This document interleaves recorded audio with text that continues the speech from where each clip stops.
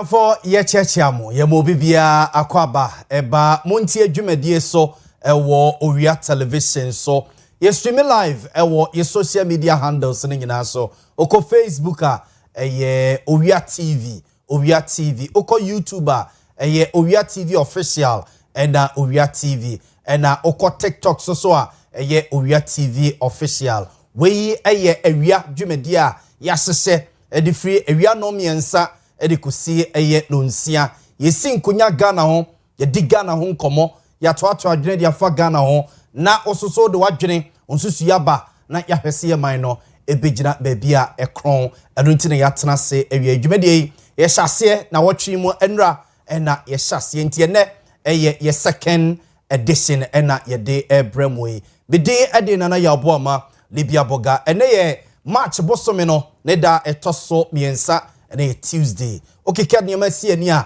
na gesi etwa be 62 days ewo afinim yenim se otwadia mpo nyankrompon no a o hyenyuma paase a wode ekwawie ye pa no wode ahyase yi wode ye bekọ na wode yi akwakowie yi dwumadie adwene ni ba kofo tirim obetimi de wadwenkyere ene onsusu yaba abra wode to social media platforms no eso okwase na o comment or contributions or suggestions no and or questions so they to no mo a yeguso a ye di dwuma no ye be di honkomo na ye busa e di ama anase bia o de opesa o de ba say bia WhatsApp message anase e text message a obetimi di afa 0243 220044 so 0243 220044 so ama yakenkan e di ama ene show yi said ye de bia monim no ye Dominic Kwaku Boating na wahye dwumadie ni nyina memedie chese wode atade na hyeme na me messenger me bebe carry information no de amamo kukua Veronica Jando akosua somua asante eboa Benedict na ya Grace ni team na aka no nyina ebo echidom ama bebia wo bia no yetimi aba na yaba besomo se ne wose yesomo ewia no miensa bia edikosi eye nonsia ena wie ya transie nkomo ne doso yebekọ ayawaso east by election no ensemo a epiepie ho yebekọ na yakwa kodi nkomo koko nkomo no ensi koko nkomo no ensi sa ene ye hu se the minority members NPP MPs no omo sesa omo hu gubas mu se omo kọ afuo mu na afuo be no mu kom na omo koye no akwa kosisei yebekọ na yakwa kodi omo chi kakra na yako president state of the nation address or the two jano ensemo a epiepie free mo eba ma hu se ena wiei the government communication and say penny or kasa de ma ban no waye nsentwefo nhyiamu ono wo Felix Kwachi ofosu edi nchechemu bebre aba efa ensemo a president John Dramani Mahama ebobo so no ho bewram na yedidi ho enkomo awiei mpanimfo a eka me ho ama yedi sa adwuman ena ebuziafo wonomo ewa hai awiei ora Kwaku Atasapon eye deputy Ashanti regional organizer NPP obejoini yen ewo efie ha sei sasoso ena ora Emmanuel Opoku Mensa eka NDC communication team like say government communication team no oka ho bi ono so ebejoini ye ofie ha ena ora Sulemana Seidu eye general secretary edema People's National Party PNP party no on a general secretary edema omo ono so ebe join yen ewufia ha na yesinkonya edi enkomo pi na ewie yata se ye medical hyase na yedemo akọ ayawaso east by election ni mu na ene yebekọ empanimfo akọ constituency ni ma wiei na elections na ekoso no wono akọ hwebie omo impression so far any omo comment any campaigns nkete a omo eye no yebekọ na yakọ akohwe na yahwe parliamentary elections akoso from 1996 edebesi 2024 history no said ye esika edefa elections parliamentary elections on ewo ayawaso isoso no yebedi ho nkomo awie pa na de edikan no yenko the Greater Accra Regional Police Command omo esebo se security de yeda yena na omo kire se de oso mo ye bia wonoma aye ede niema egugu akram pena esefata so omo do omo call various polling stations no and me anka mo say nipa eto aba ewo Ayawaso East enewye ene den eye nipa 49,966 nipa 49,966 no mo to aba ewo 113 polling stations omo to aba ewo 113 polling stations ewo eye constituency nim na Mame Juliana Obeng a okasa edema Greater Accra Regional Police Command no ene edi nkomo security arrangement o maye ene se ne nemasi eko yentie Juliana Obeng arrangement security do maye. So be reminded that we are not only here to protect voters, we are also here to protect other people who are not coming to vote but coming to have business or perform other activities in the constituency. All right, so I speak for Ghana Police Service. I don't speak for the national security. So I don't want to make comments. But generally, when the police is in charge of security, once you have brought it to my attention, I'd relay same to the authorities up, and then if there's any response, I'll come back. So far, no, we haven't received any. We are hoping that we'll have the day continue just as we had it started. That's a security measure. It's not something we're going to place out here. But yes, as you can see, we have saturated the constituency with our men. And as said earlier, we are not just here because of the voting. We are also here to protect other citizens who would go about their normal duties. The installation of some CCTV cameras at some selected polling stations. They said they approached the security and they mentioned that indeed it was done by the National Security Authority. Can you confirm to us if that's part of the arrangements, security arrangements? So I speak for Ghana Police Service. I don't speak for the National Security, so I don't want to make comments. But generally, when the police is in charge of security, once you have brought it to my attention, I'd relay same to the authorities up, and then if there's any response, I'll come back. The police was not aware that it's been done? Like I said, I do not speak for national institution. I just speak for the Ghana Police Service, and so I don't want to reserve comments on that. Get to my bosses and come back to respond to that. Thank you. Have you received any complaints of incidents of violence or intimidation in your business? So far, no, we haven't received any. We are hoping that we'll have the day continue just as we had it started. Penny or Casadema, the Greater Accra Regional Police Command, no, and yetting in Juliana Obeng and na Ochechim na issue na all touch it on a year. Adisia war a year Ayawaso East constituency num complaining say elections na ebasono omoti kronum na omunim say CCTV cameras ebobobo krono Montie so but ade eche ne ama omako akoto aba no ade omo ye say ye the CCTV cameras abebobo kromo no mo bebrebe emom yam si wo mo kakra ntina adisia war Ayawaso East complaining ni manom ni ade say ade asem na media no ebusa Juliana Obeng a okasa de Greater Accra Regional Police Command no sa nyembia CCTV cameras bebrebe no efrihin na omo chese national security for and be sa installation no na ono no on kasa mfama wonum age se the information no ekomo mo complaints a eba efri adehye no ehonomo entiwe ade na Juliana Obeng okasa ede afa ho owura koku ayidoho esoso observer eja ono so eko constituency nim no akwa observe entutu ya police fo aye entutu ya electoral commission fo aye any political parties no oma okeka constituency nim na de ohun ye ene de oteye de ode to ye nim kakra eni ise bi bedru ha machimba ise no nsia ne mehu ni nyina e kire se Yankopon adoma ebekoyi wo se na yenuanom anase yeah, of course, Ghana Police for Dodona Omoha throughout the constituency. Na nefe nede and is a Omo share police atadie. Dodo wo amude omoba omo share police atadie. So they are in civilian attire. What it means is that massa omo ground. Now wa unim na office o enede nena wode wakakabin sembe nantia etujiwara but to the election proper no electoral commission eyamide say they are being very professional okya amikita me ID card so enye se we kokwanyi do honti Say be ko kwanju do away hwan. Adwuma ne ye mmara ne de adwuma. Say mmara no mma wo kwan say be 1990 arena na uni kwan. Oso kita wo de, obi akita ne de. Then there's another accreditation at Ebema Collation Center. Are different from this. Now the point I'm making is a letter commission. And now they are being very professional. And they Yaw Boamah say by election, but still they also more now. And for us as observers, those are the technical things that we try to observe. Yes.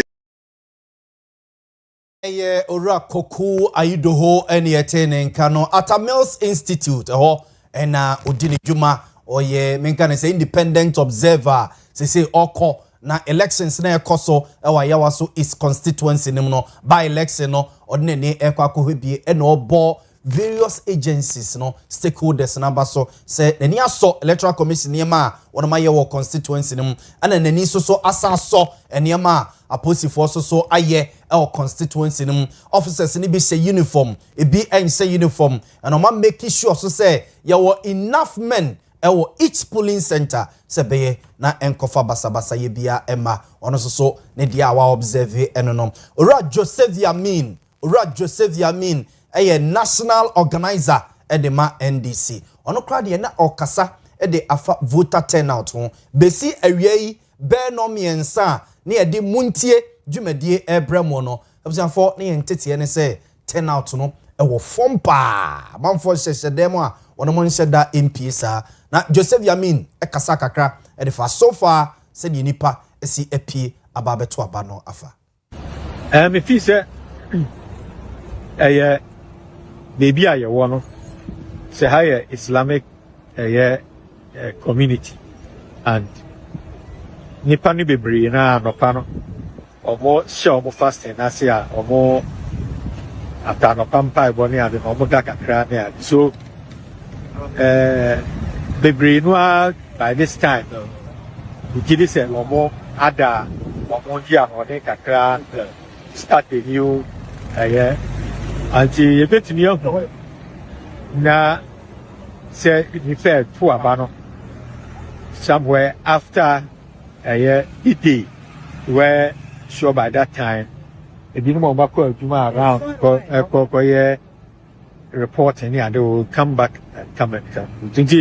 It's the turnout this morning is expected, but I think that it will improve. That's how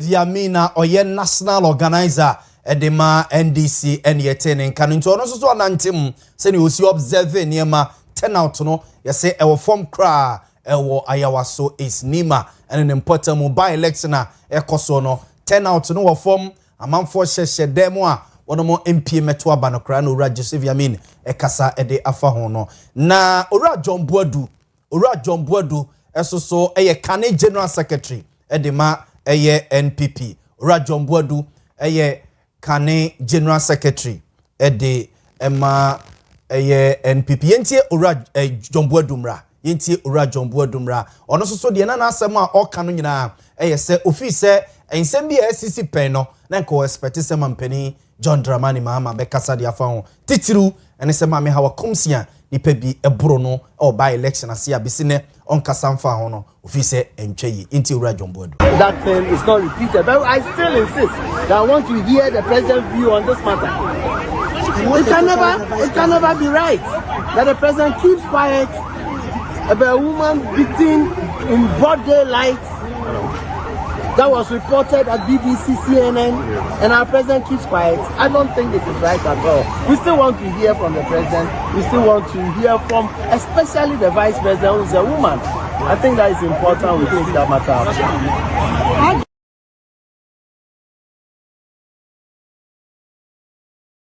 General Secretary Edema NPP ena yetene kan enei open national chairman edi ewo NPP amanyuku nim enti okoko 19 mu kakra ena ono soso no de wa observe ne se ni usi hu ne mafa na ochechire mu enye ono ko hu se yewura boache ja ko akoho ene NPP mpanimfo pi akọ constituency nim ne nyina so omo kwa akoboa omo candidate se beye na obetime ede nkunim matese Alhaji Ramin Alhaji Muhammad Ramin ewo ahomano so on ye NDC Ayawaso East constituency chairman. Chairman, assalamu alaikum. Wa alaikum salam. Bibacho mini wana kasana na yao. Wone Yaw Boamah na ekase. Yaw Boamah MCC Otiao Abdul Gani Hosi Otiao. Yo se mejene so. Alhaji na bibia boko de so far so good na ewo Ayawaso. Oh, so far so good. Bibia boko, so far so good.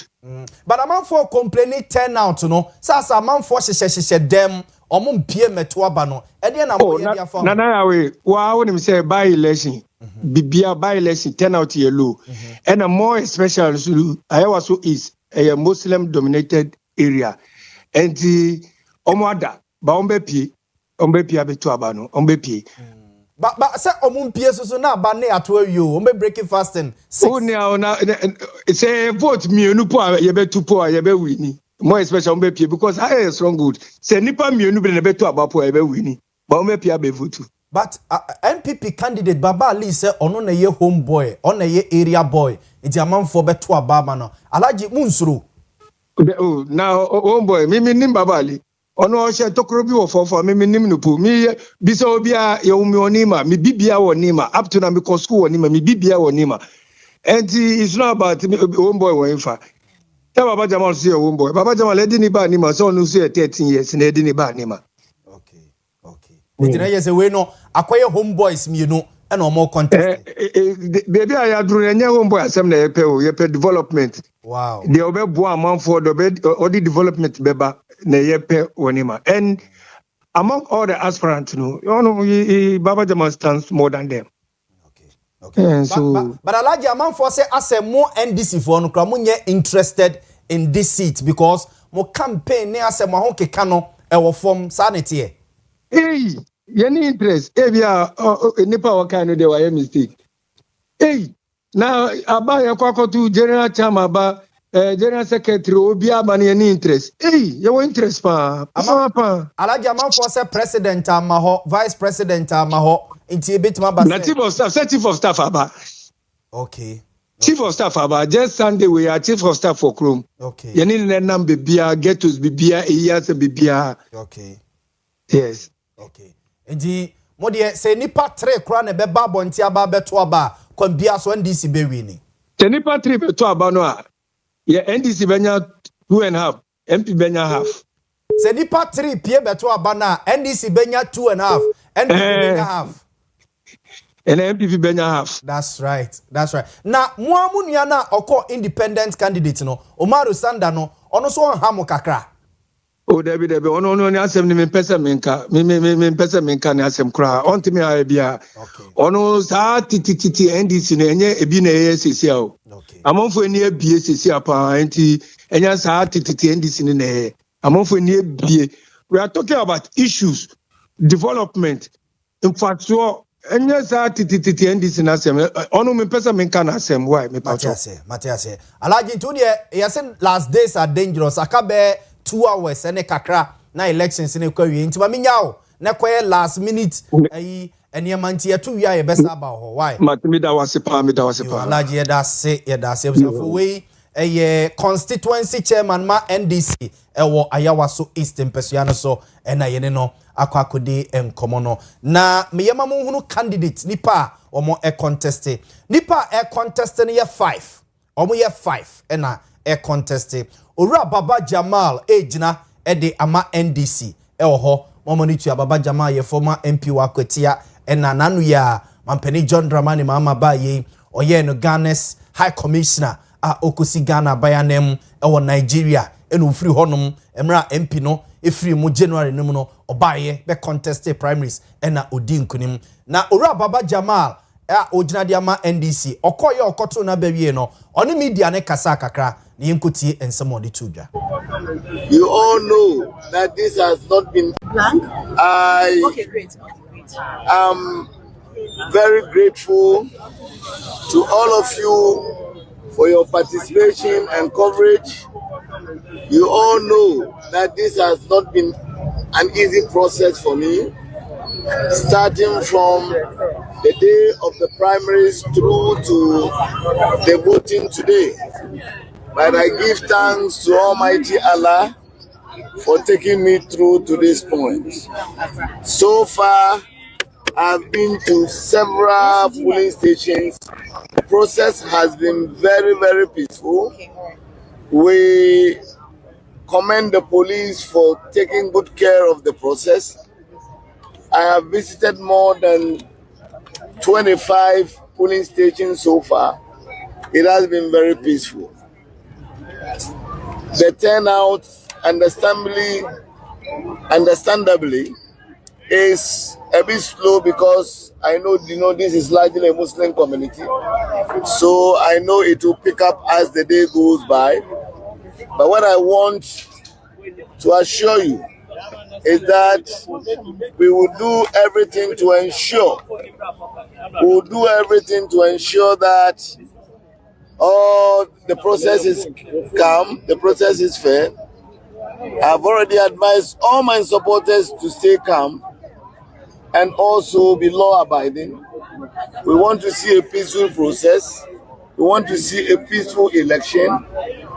We pray that Almighty Allah in this month of Ramadan will ensure that we have a peaceful process. It is God that makes kings. My prayer is that if God is doing his king, God will remember me in his blessings. Yes.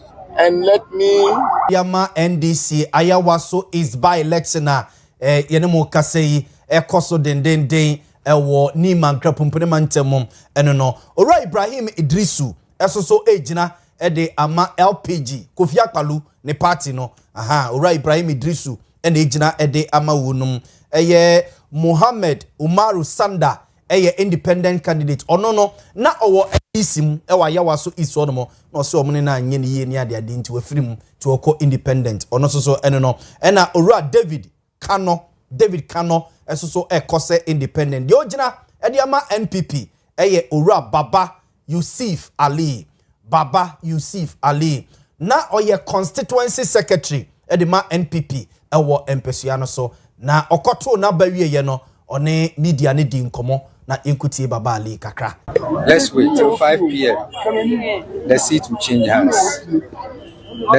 change hands. Ayawaso will be blue. Inshallah. So the youth watching you currently on TV that are yet to exercise their franchise, what are you telling them? They should vote for me. They should all come out and vote and join the winning team. It's obvious we are going to win the election, inshallah. They should vote for me and increase the numbers. That's all. God bless the poll by Global Analytics puts the NDC on top of you. Number 3. Are you still confident? Do you still believe him? You've not won this contest. Do you still believe him? Not long ago, you conducted a poll in Ayawaso here. Yeah. And what happened? This is Ayawaso is. Here, the data doesn't work in that manner. What is happening currently on the grounds will prove that his data is clearly wrong. So let's wait and see. Yes, I believe. That's your turn. Sure. You believe? You don't believe it, because you have been to the ground. When it's 8 p.m., come and look for me. What do you make of the electoral process so far? Very smooth. Have you recorded any incidents of violence or gift giving, given how these by-elections from the other side? I heard people saying. You heard reports of this? People saying something of that sort. Yes. But you haven't seen it. But they have a record. But you not long ago in their primaries it happened. So if it's happening, you're not scared to sway them. No. Okay. People are ready to change. Okay. And so Ghanaians, this is the man that says that. Ora Baba Yusuf Ali na oye constituency secretary ema NPP wo Ayawaso East constituency nim ono na party na anko primaries NPP for anko primaries so mo tena se no ena omo hu se da bi omo eko primaries e bi ebe ha adwene bre no so tia ena omo e form constituency secretary so omo candidate omo ede no e ban to no ena ejina ede ama NPP ewo constituency nim for afei Yanshe vote pattern free 1996 ede eba sane ye to aba oko Ayawaso East this year no esi eto omo aba efa yanshe kakra ewo constituency nim yenhwe kakra na yenhwe sene omo isi eto omo abafa ewo ehonum yenhwe sene omo si eto omo abafa ejemsanfo se obehwa 1996 Ghana ye started ye party democracy no ye started in 1992 oni to assess abre no MPP for yo mo ho yenko nti ekoye NDC nko a eda eko eye emrasebege fiem sabre no opani ogina edema NDC eye Owura Farouk Brahima na ogina ye edema NDC ena NPP so Owura Yusuf Kwame Nkrumah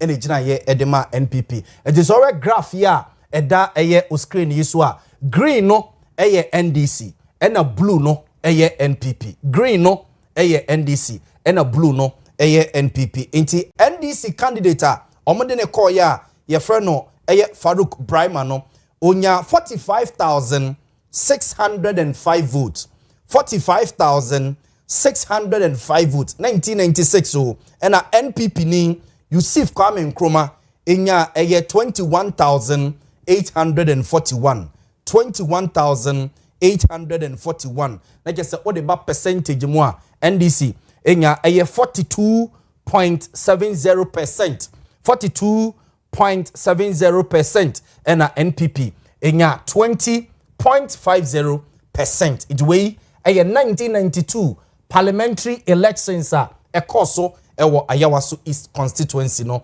emu enno no yefamo enko eye 2000 elections no yefamo enko 2000 elections no 2000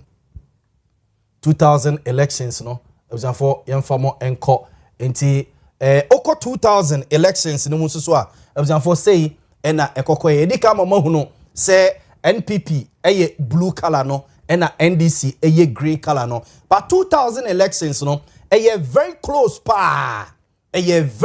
pa ewo elections no kaigunu so say 2000 elections no ena de NPP eba bemu kane NPP first elections a wono mo ewi ni ye started eja ye party democracy ne wan kabima minkabi 92 no edeba no na 2000 elections no ena de MPP eba bemu mampeni dada eye kofo na 2000 okwa Ayawaso Easter openi ogina edema NDC eye Dr. Mustafa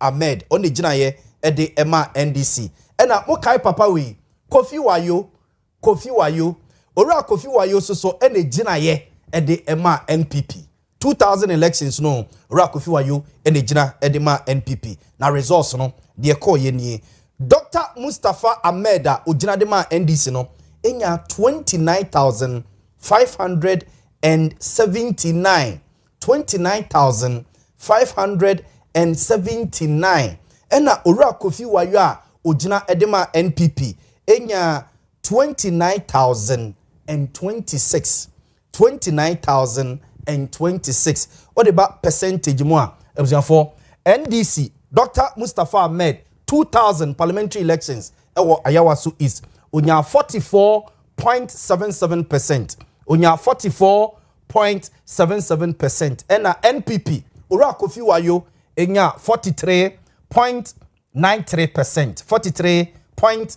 43.93%. Enti se otiti free mo a na ke se 2000 no Dr. Mustafa Ahmed owini seat no ma NDC no ebusafo or the bare 500 votes per 1 2 3 4 5 6 7 8 9 10 500 ena odi wini seat no ema NDC ewo eye ehonom ene honsem eno no eno so honsem eno na fe yemfamo enko 2004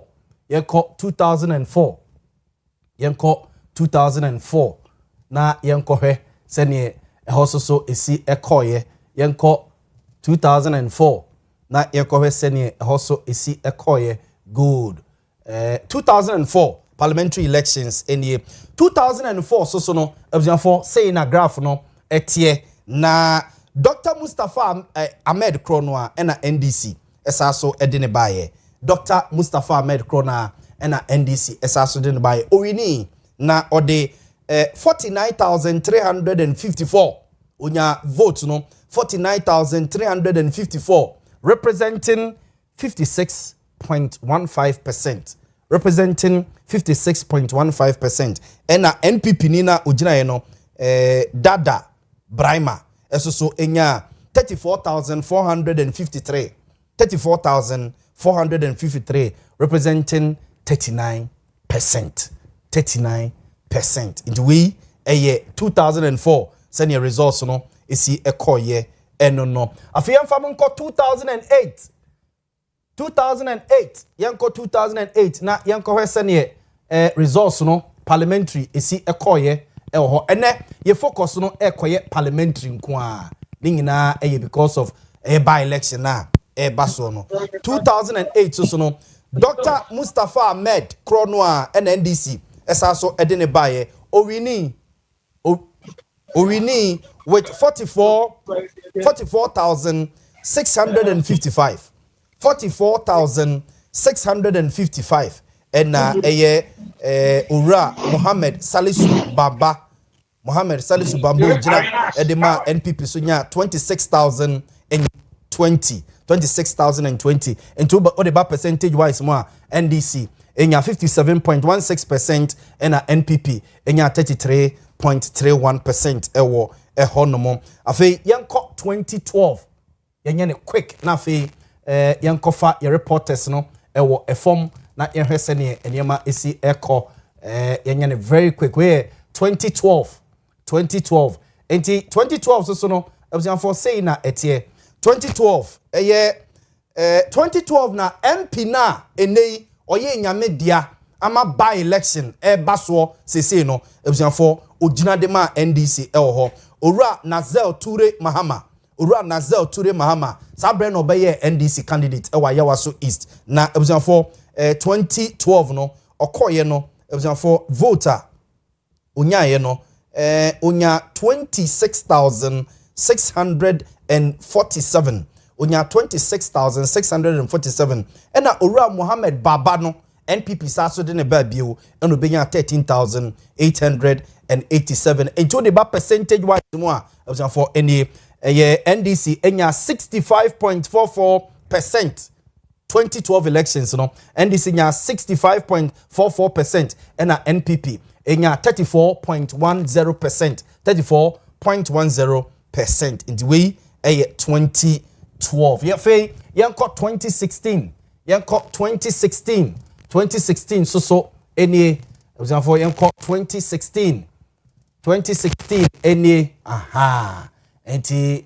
2016 so results no any 2016 NDC SRPT Owura Nazel Mahama Ture ni bio na obaye no onya 23,407 na gese atikakra ena NPP candidate Peter Mreku Kwame Yantwi so ebenya 13,599 na gese obabe ye new candidate on into no so no appreciate by small figures be enti say percentage wise no NDC call 62.00% ena NPP eba 36.08% 36.08% eno no afei yanko 2020 election results no parliamentary yanko Ayawa so East 2020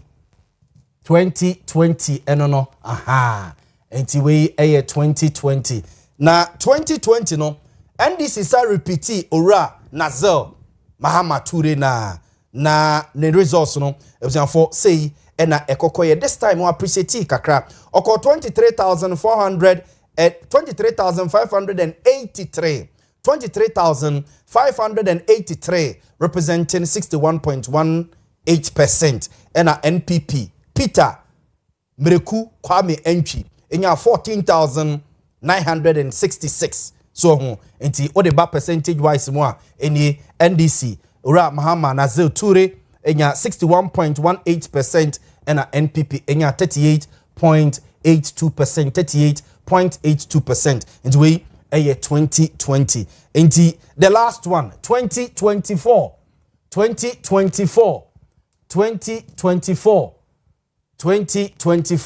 aha for 2024 ena MP ne eba ya wentimi anko elia ene bamawu ede ne nsanyunwunu ato no so 2024 NDC enya 22,139 NPP so enya 9,110 into the ba percentage wise amount for say 2024 elections no and na tsunami no so hu na just edi amount for econo na amount for fi say nipa abe fed up with MPP for hu aba be Ghana for hi enti sa tsunami no wa hu nya dini kese bia no na de obekọ enti okọ ayawa so Easter NDC enya 71.00% and MPP enya 29.00%. Inti o share final graph no a vote trend ya was for say na etie trend of parliamentary elections.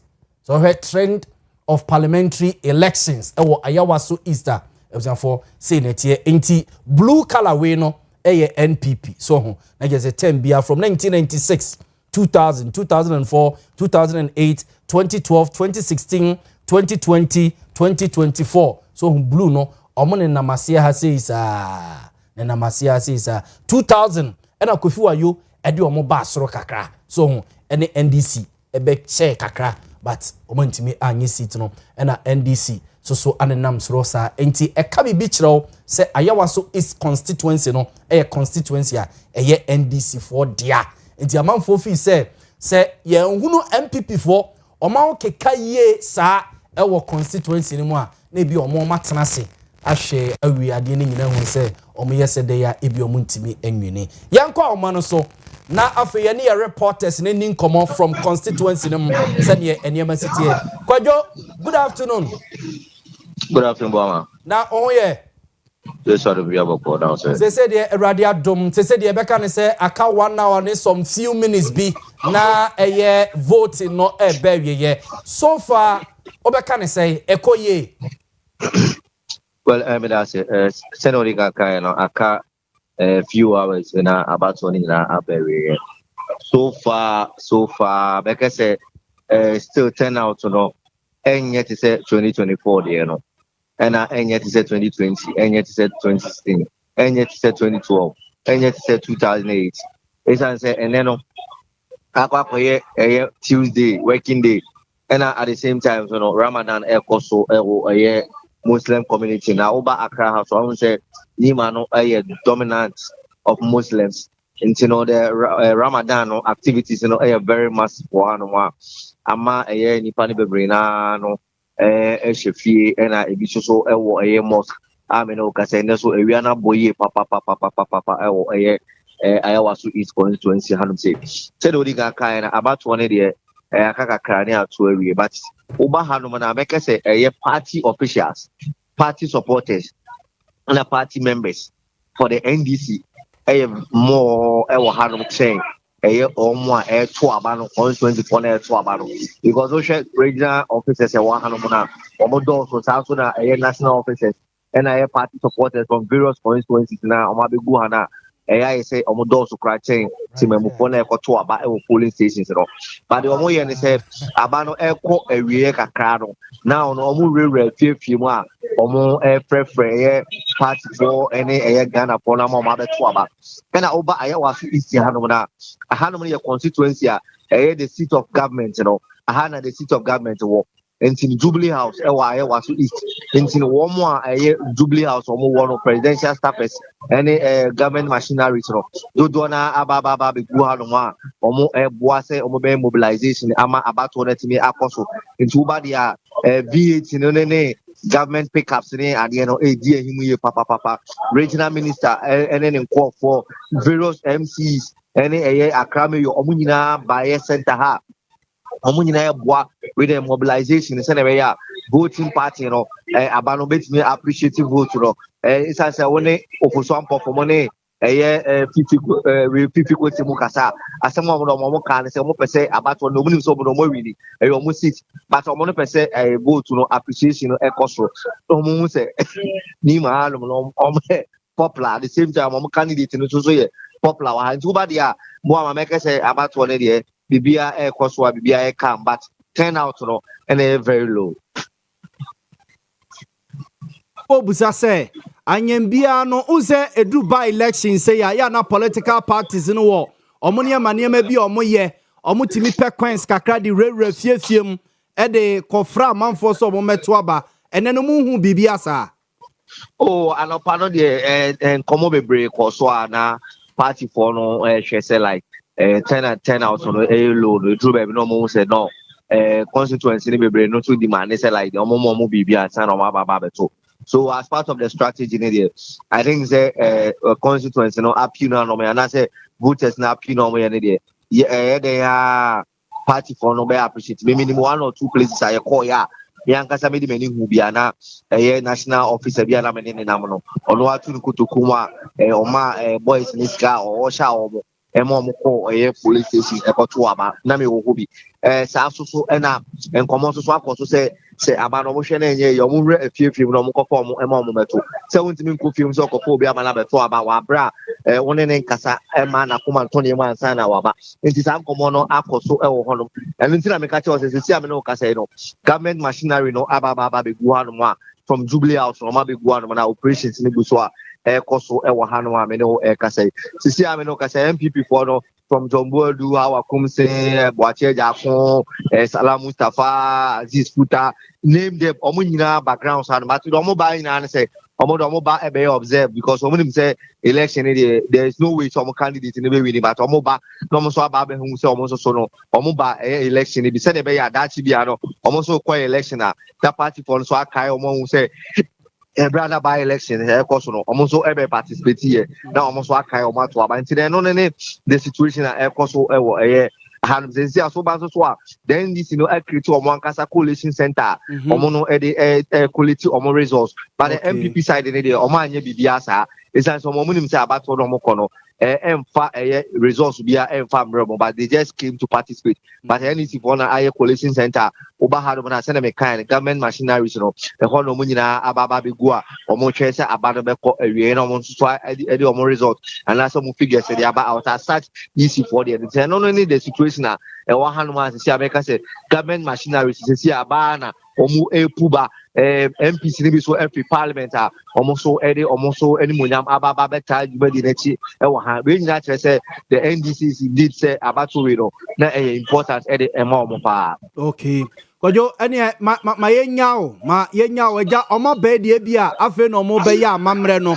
e be action nje bia ene ma be susu kakra na MPs no ma ho MPs no one who be oh so far MP BN one man wapa had say the only conform about had more MPP for no the former national officers and current national officer na be Salam Mustafa ne Aziz Futa and our former MP and no abahabata omo parliament is ya ne obi ani hono ma wa show up ayawa so east hanu say kojo maminya o na kakra e besa so aba ekwawie ni aba be fa figures ne kakra yeda se pensu bi no maye why all right for ye nua kojo bafo na tu enkrade free enkrapompene mantem ne mo ene ye call ne nche na yawa so east by election na ekoso ene dai ehonsem eno no but I say yesha NPP ni NDC for na mienu no ade no mompe so NPP ni NDC for na mienu no ade no mompe de ama me kasa na yese NDC we need seat we e de kwaka omo de dada no ho a eno a chese enhye ne ma ene no so a enyi bi mfirim majority no ensesa no saa so na NPP for so no we need seat we no de kwaka omo de no ho a omo zizi omo de ne ze 87 na 88 zizi mo 83 mo de ne ze mo 83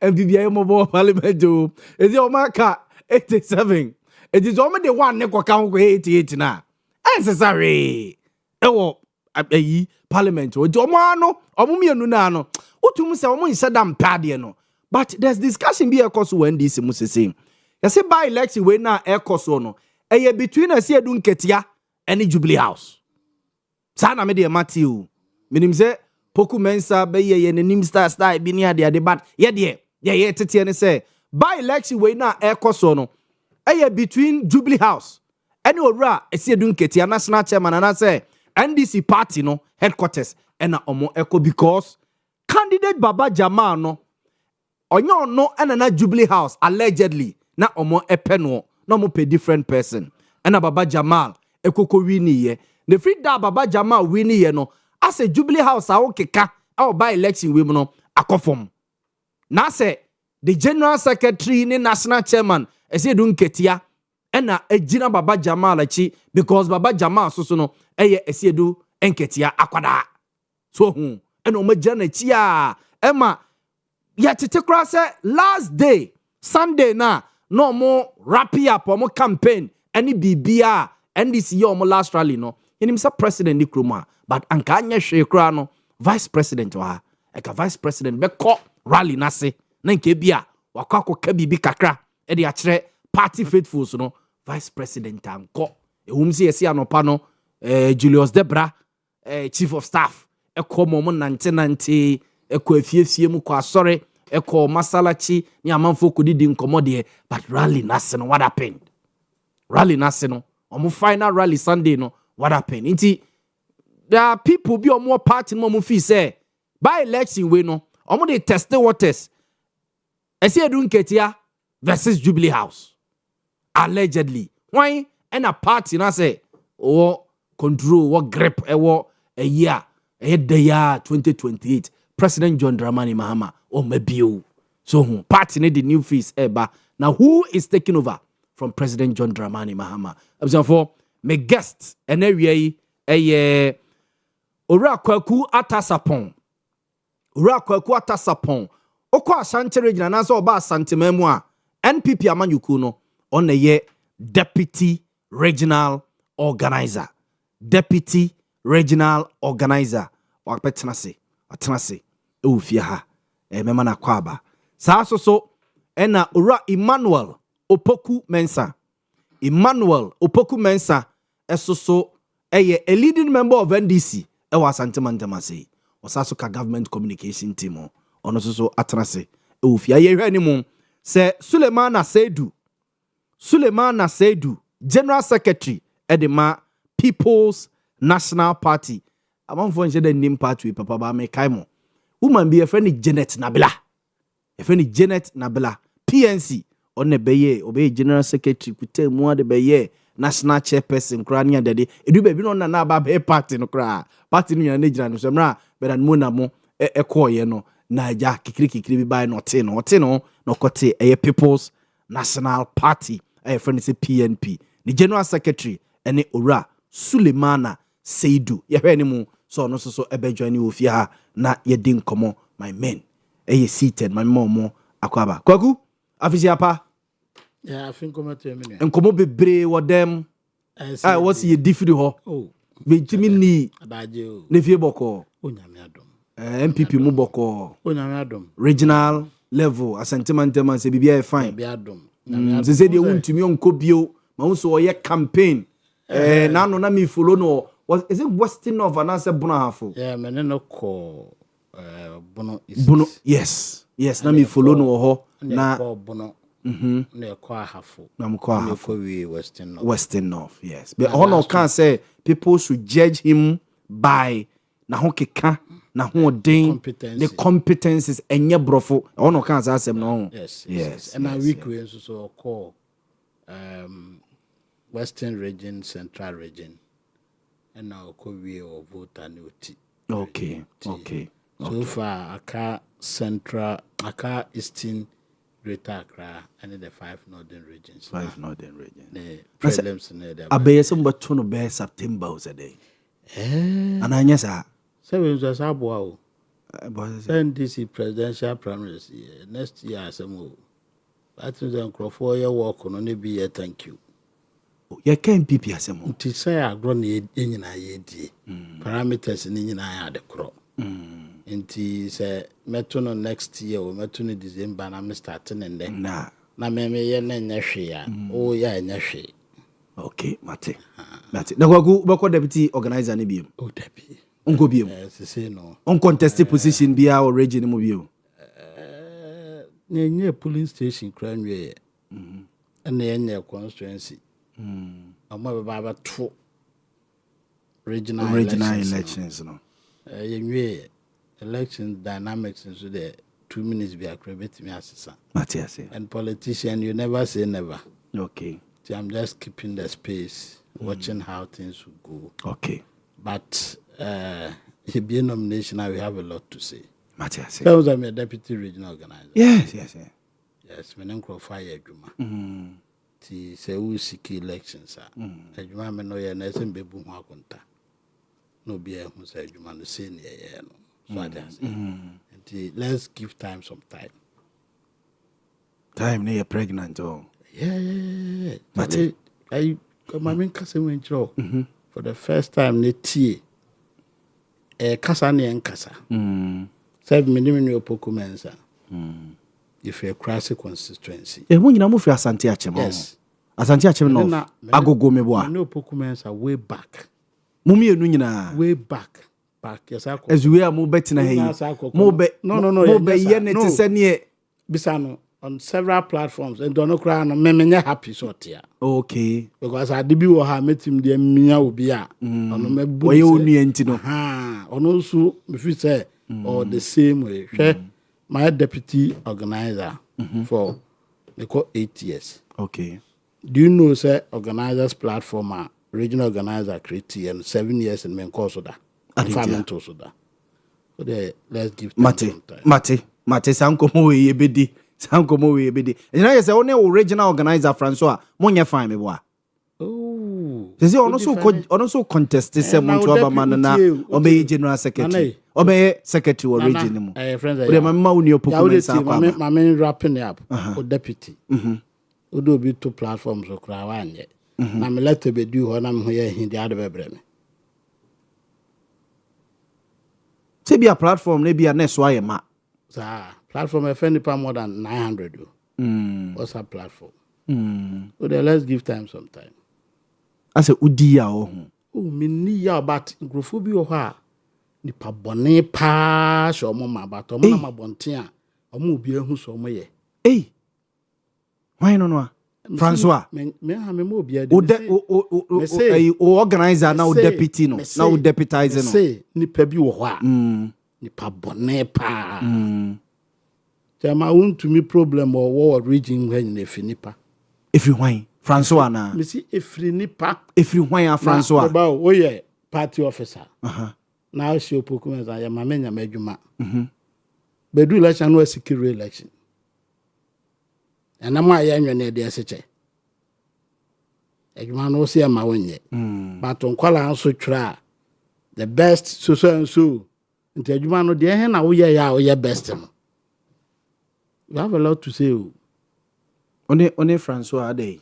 Oh, she knew her, but say we want better at the papa for the party. You can't work with hypocrites. Sa party ni debiana, Monsieur Pokwan me in the shoe, my pepper home, when one my son and men and mimia. Now, why would you not want to do him so quiet there? Master, dear, do now brass a beam a juma. Bakwa kusenke senka sankomo we nyina nka ba na mo die wie party ne fi say mo di sankomo we nyina wie free media ase afi na wo be free wo di ase yes temu say be hono party ne mu bi no but we want the delegates who go and choose leaders to give us good leaders.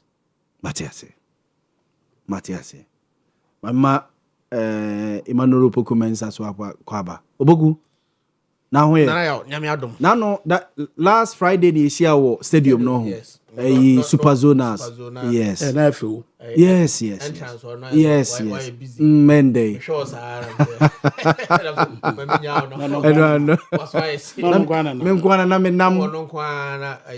na kola Obama abemu abi na yes justified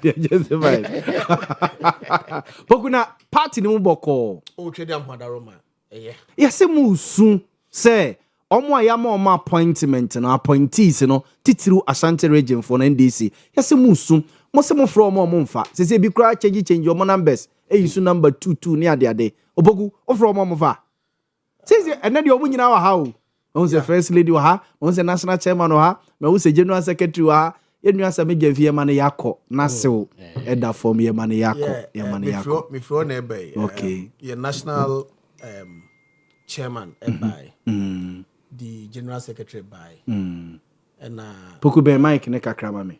General Epega general secretary by deputy national communications officer a whole lot of them by some ministers of state Elizabeth Ajare by Western Housing me nua Kenneth Gilbert yeah. I mean large purple munyina Rashid Pelpo munyina by mefa kwan so na mada wonum nyina ase na mada mo kumase ha na sentimentum central for mo so mumududo na abai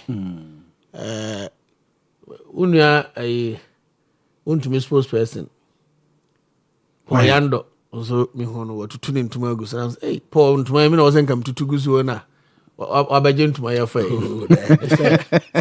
de ntuma de nka fa nega wosen wo mom na nka fata mabati ebia na danfo ibo me bibi eya nkajeya bibi nkajeya baby amobi asa me koda no because I'm danfo oh yeah enti poku humeso kakra bi ma me the NDC Ayawaso East constituency Alhaji Tiamino wa humeso Alhaji good afternoon na Alhaji wo ho ye Pacho nyamena dum ye ho ye ye the radius Alhaji NDC for no say seat we no mo ha mo ho na omawi ni awie ade na mo ha mo ho sa na say almost say ye ha ye ho a time no be kasa time no e be kasa like I say emo 5 mu be win elections no ye be win ye win voting no mu be win o hwe say si turnout no say na ye to aba wa ha say na ye to aba wa ha na o hwe by the asad 3 something na Yakoboy na turnout no best maybe ko best 20% turnout maybe ko best 30% turnout nti e kwa ma ye nkrofo de o ma pua beto but ndi sufo no ana o mu pue because ye to aba primary keke na mu chiche mutu mo ma nipa ba ko best 10,000 unu se voters na o mo no o mo hwe o mu hu na mo ye nti omo decide no be punish omo pa jabato on the MPP na be wi eji odi office mo nkrofo ni nyina pia ba beto aba na NDC fo no mom na ya nkrofo apue omo apue pa okay but ya tese ministers ni bebre aba MPs na NDC MPs ni bebre abegu munsuro MPs any NDC DCs constituency executives any ministers omo nyina wo ha na munsuro munsuro yen nsuro me a constituency chairman for 4 term election be na manhu election by na manhu okay anti we say we dey swa okay anti den srochi na Alhaji say akabe 1 hour na mo di abato na be so far mo ye okay with electoral commission ni police for nse ya mo ye nyina oh electoral commission for any police nyina say na mo a prepare or say ni omo ye nyina ye ni aso omo ya de pa omo ya de ye ni anti okay asa na problem bi ani okay eguso koso but ten out no na enye nzo no enye se enye ma zamuri ten out na ewo form no eboa mo eboa pa okay eboa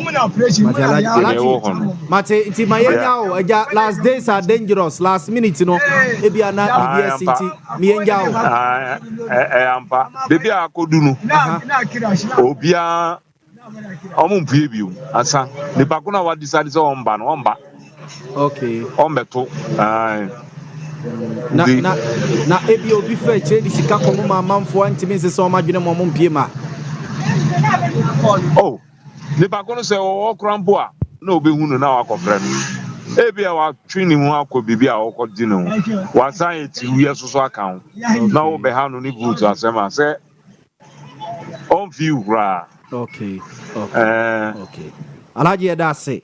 Yeah, Mr. Yo, abusanfo we Alhaji Isa Tiamino we NPP constituency chairman ewo Ayawaso East. And ono so amaye hu no say turn out there wo form no or come NDC for atiase say if you go microphone nyina ba NDC for microphone na aka dem a wono mo MPA ye nti de ka kon de ya yehu e de ama NDC wa Ayawaso East but Ayawaso there since 96.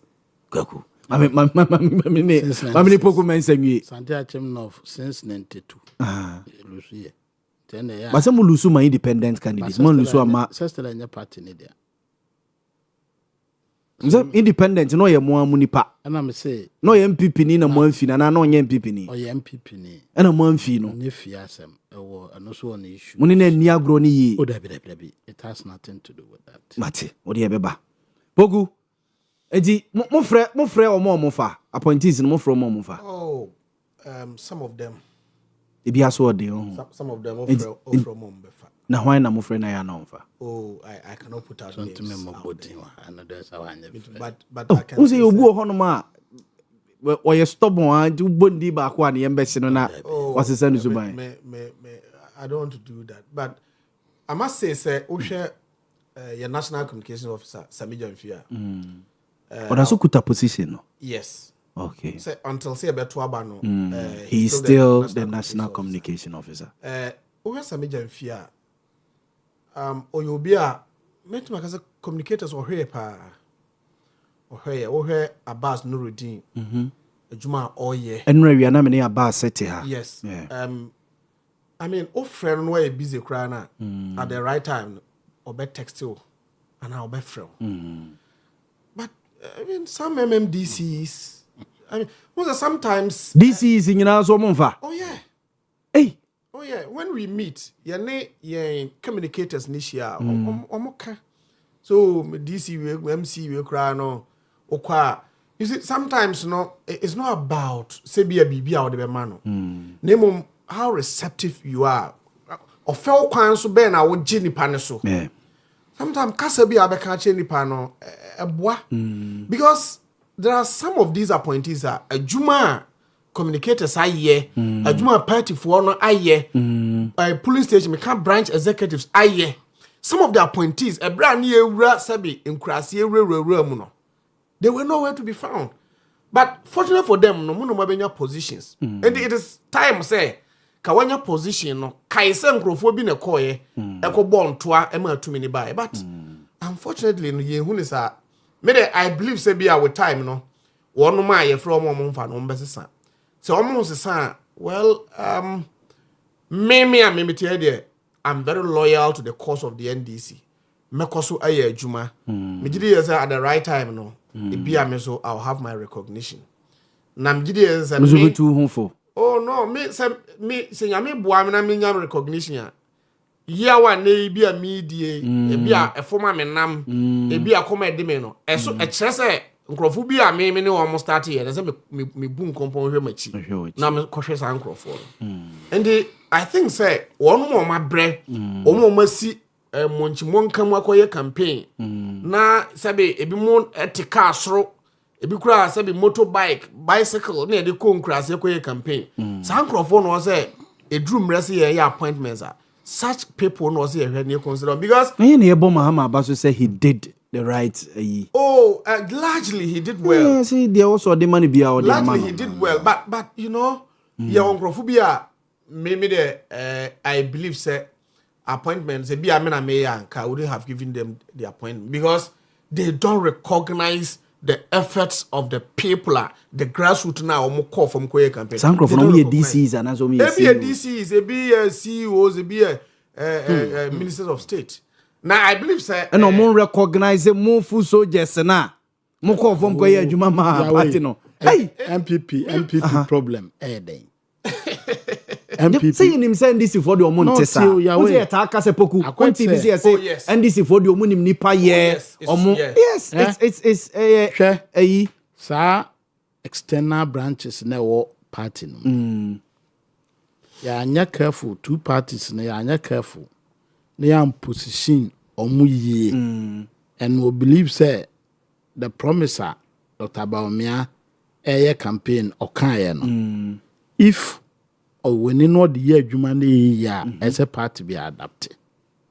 I quite remember say 2000 na yɛbɛyi DC ɛwɔ Asante Achim North Mr. Honorable Frimpong George Frimpong ɔmampanin kufuo ma papa no hu sɛ ɛnyɛ ɔno ɔmampanin ne na de appointment ne yɛ dɛ ɛma no ɛyɛ partyfoɔ no na I recommend sɛ yɛmfa adeɛ no nyɛ dɛ ɛma no nti adeɛ biara ni hɔ a MC ni yɛ a na party ni nim ho hwee the saa time me call radio ɛwɔ Asempa ana Kinsa I don't need to call him because I did not buy executive meeting ebeka oba party branch meetings no kra polling station that time na coordinators no meeting ani o krokrom na ebi wa agogo na ebi odome na ebi odwansa okoho koka de na oye because no oye adwuma no te said oye party okay na bogafo yi na say bogafo en form me DDC pogu boga ni ya me kan boga enye boga nye do wi ofi abrochira ba wo e will be our DC a constituency no kraka so onimu 10 polling stations are onim 10 towns or as you police say town nkro 10 onim ewo district na wo di DC o say o ye adwuma na mo consider the obi as DC o say o ye adwuma ye misa godfather any no correct power bar e be bisa godfather and tenra me tie obi expression wo afidie bi so o say both MPP and DC as ye ko power ya boy edua ya num bibi na yenyansan ye de na yera mate because me feel say na say me obokumensa me friend am bisan say chale ti do ye nyina at least then because on Crawford they are looking up to him oh yes ontimi ntu konongo because we are building ho from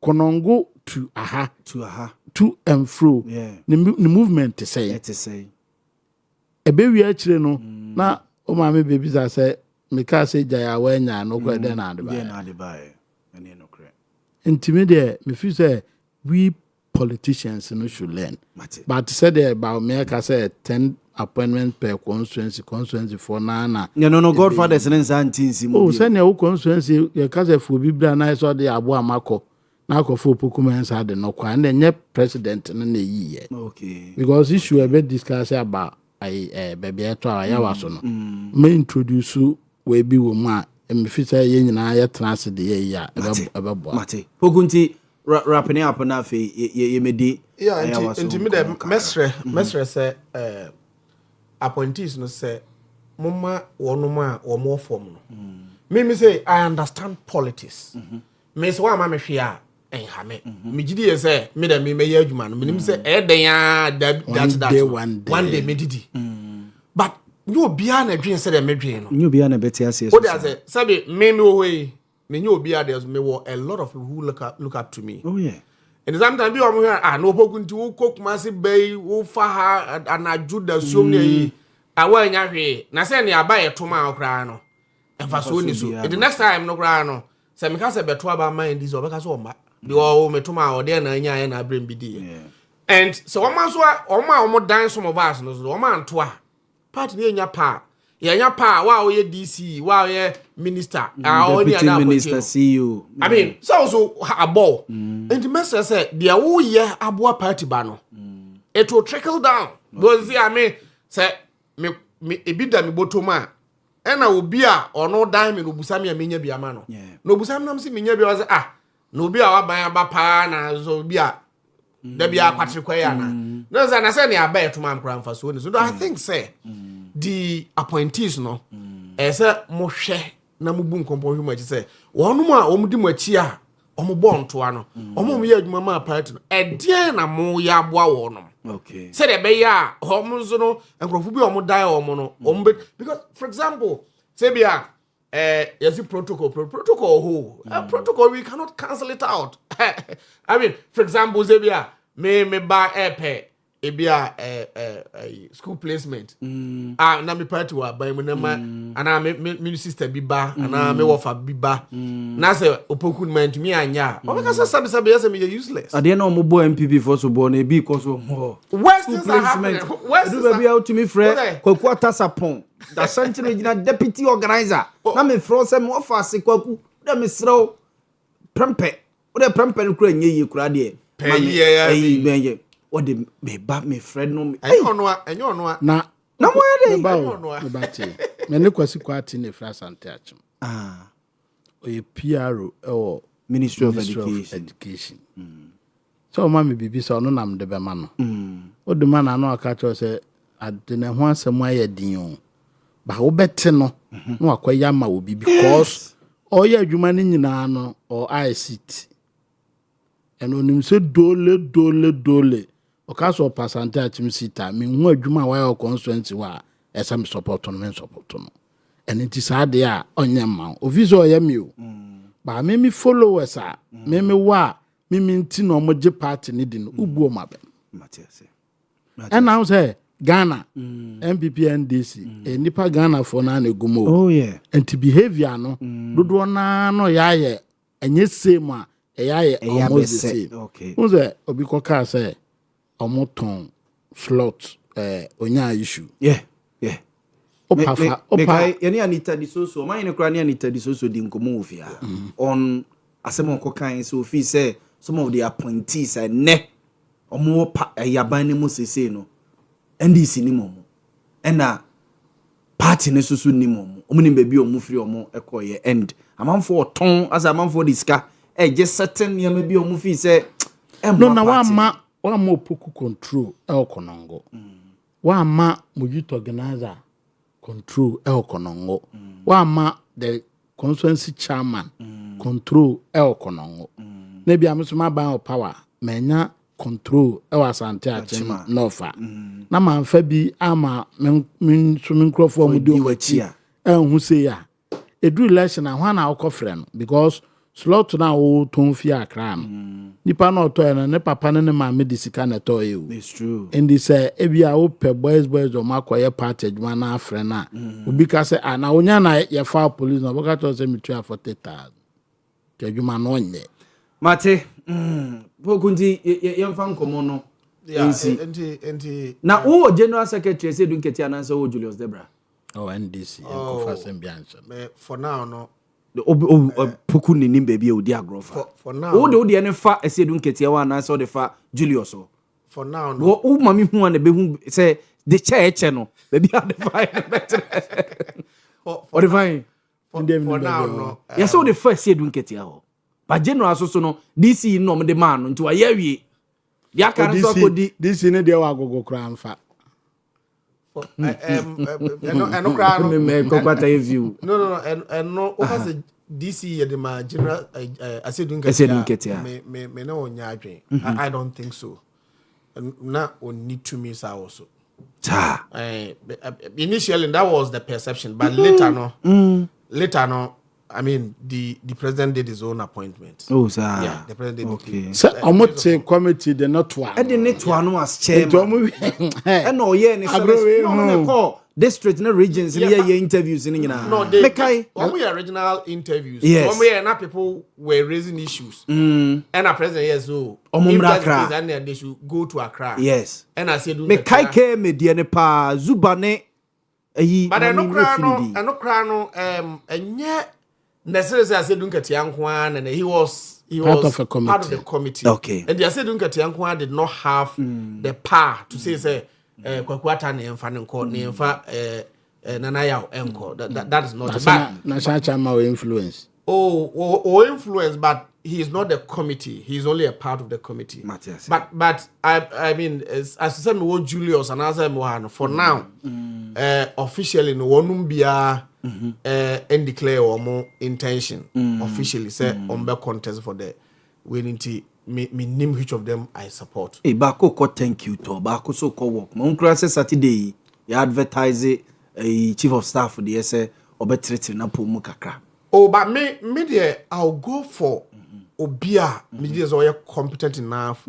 Obia oye overly he will be overly accepted by the generality of the people, not necessarily NDC4. Because abani ekoto no enye NDC4 nko na betu ma NDC awe ne pa. No, correct. And they will look for obia meji as a generally no or broader spectrum of acceptance within the Ghanaian community. Me, I serve the NDC. I don't serve any individual within the party. I don't serve Sebi Obuazo, a leader be a mimiful Zebia. He's coming for his personal parochial interest. But I'll look for beer or bano or besum NDC for asum Ghana mayina. Matthias. Semi who's a Kwakwata and a possess sa character qualities na. I'll go for Kwakwata. But if I feel say Libya Boga, when this our quality na, I'll never come for you. Even though Bikrana Obia before say Libya there Opoku Adam for na Opoku no. I will go for beer Obebua party no Obebua Ghana. That is where I'm a person meko.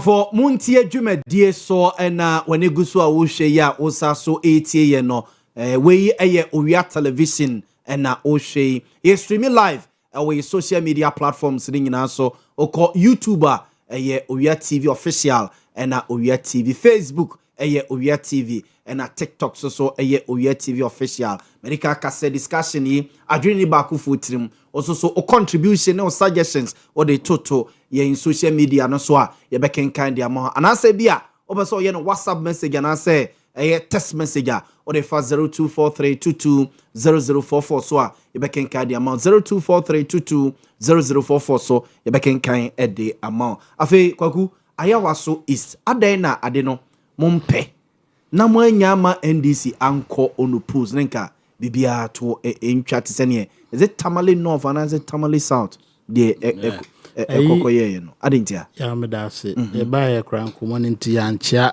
ohefo ne masante achemfom na enti na mete baabi ya me wo me personal way about by elections personal my personal thinking about by elections. I'm feel say by election I kran faso ni so. Oh sir. Oh yes. Yeah. Ayawa so di. Na expenditure a woman no. E wo from because of the interest. Interest in a sense that said the woman or preliminary statement okay no. Two parties ni nyina no.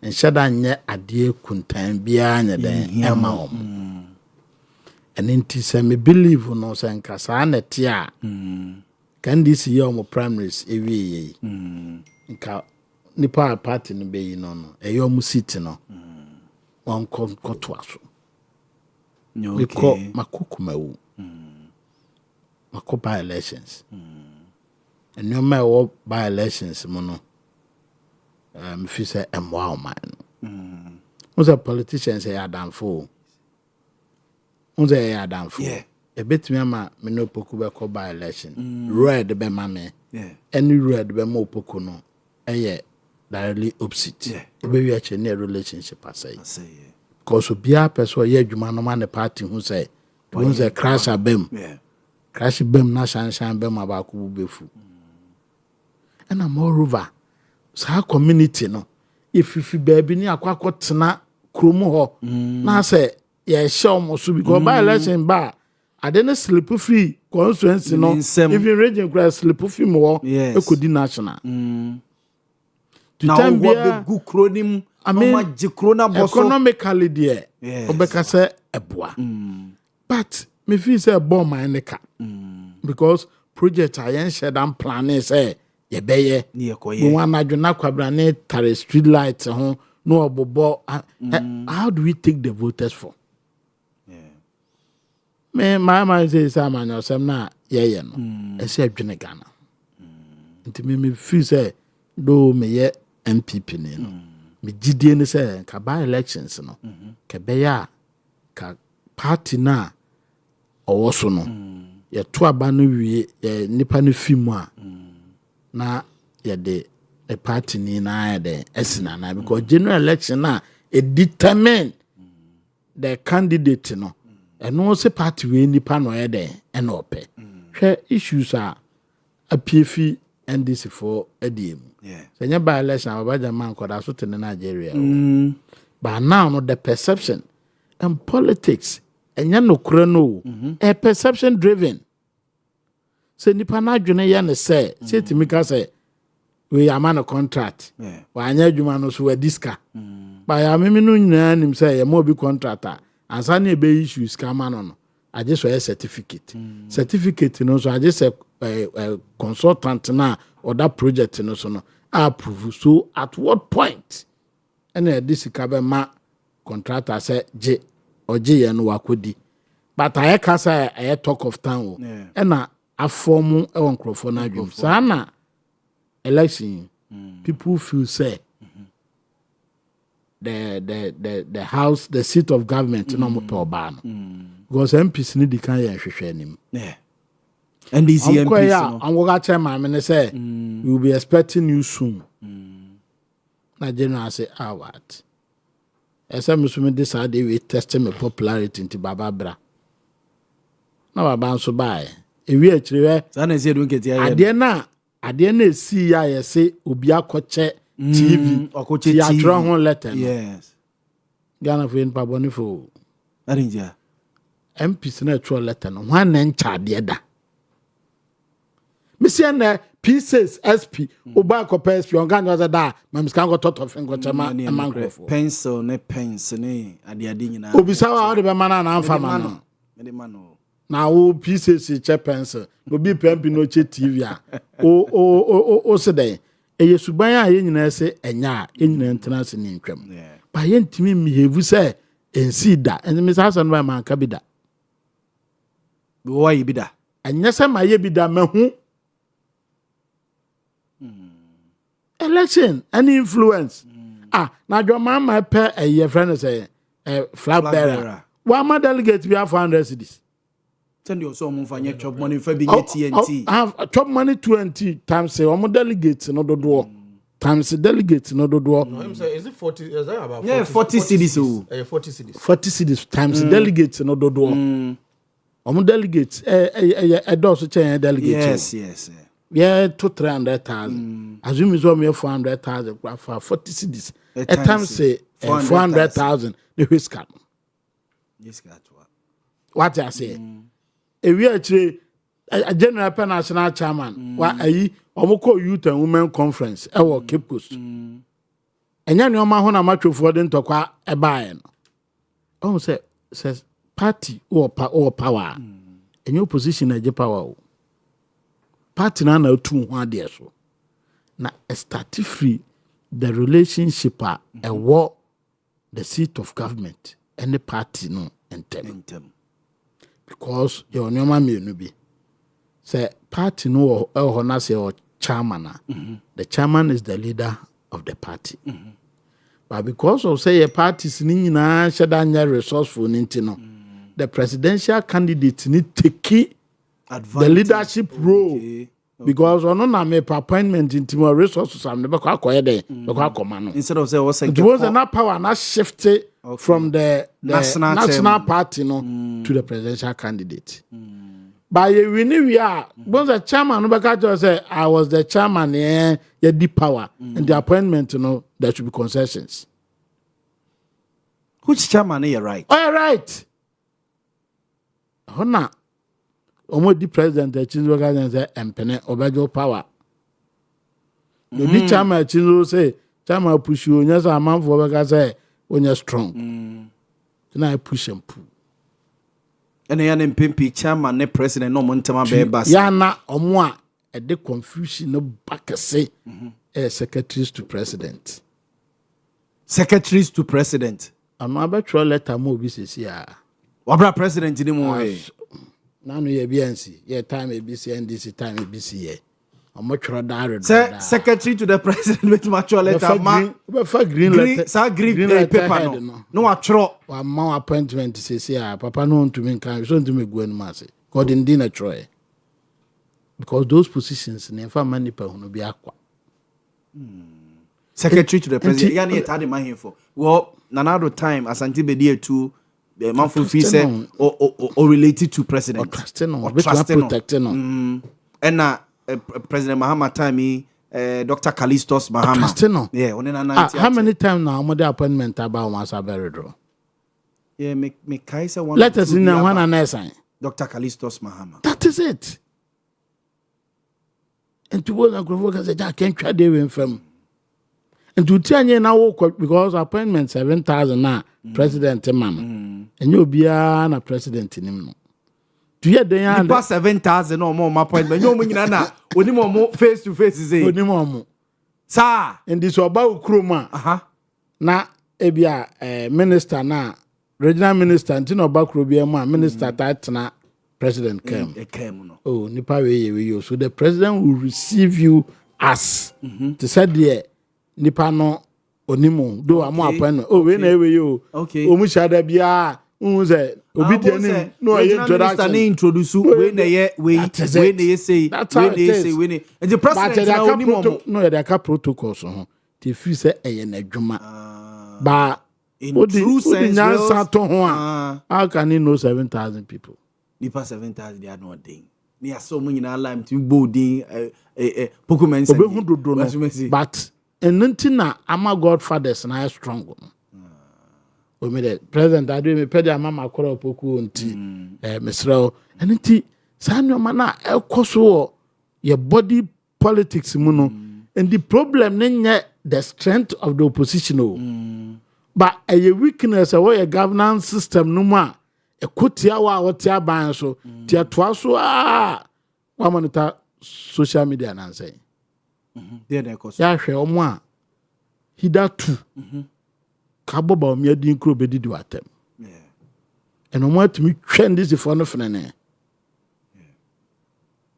on say sana akoye amanfo fi say as a NDC goodwill no efede obia wo de nti oto aba tuba ka kire me say me ne adwuma ma ban ye ebe formula 133 ya bo ma ba adwuma no pa 8,000 so mo pokumensa ba eba opokumensa wi na kwakwata beto azu nti host no me ya me ensa ne ye un say o ye campaigner enema na o kan nipa ne ji unu nchirechirem ntuba power afina na wo ba be chirechirem na no ya cocoa price on that for more percentages yes by at year there 6,000 minimum say what is percentage there no so what I say but is almost kind of the percentage increase so anna anti amamu wo Ghana ha no Ghana ni na nkasa ya complex okay ana wo leader no so free mu na ye den ene koye ena nipa kura na wo be trust ne say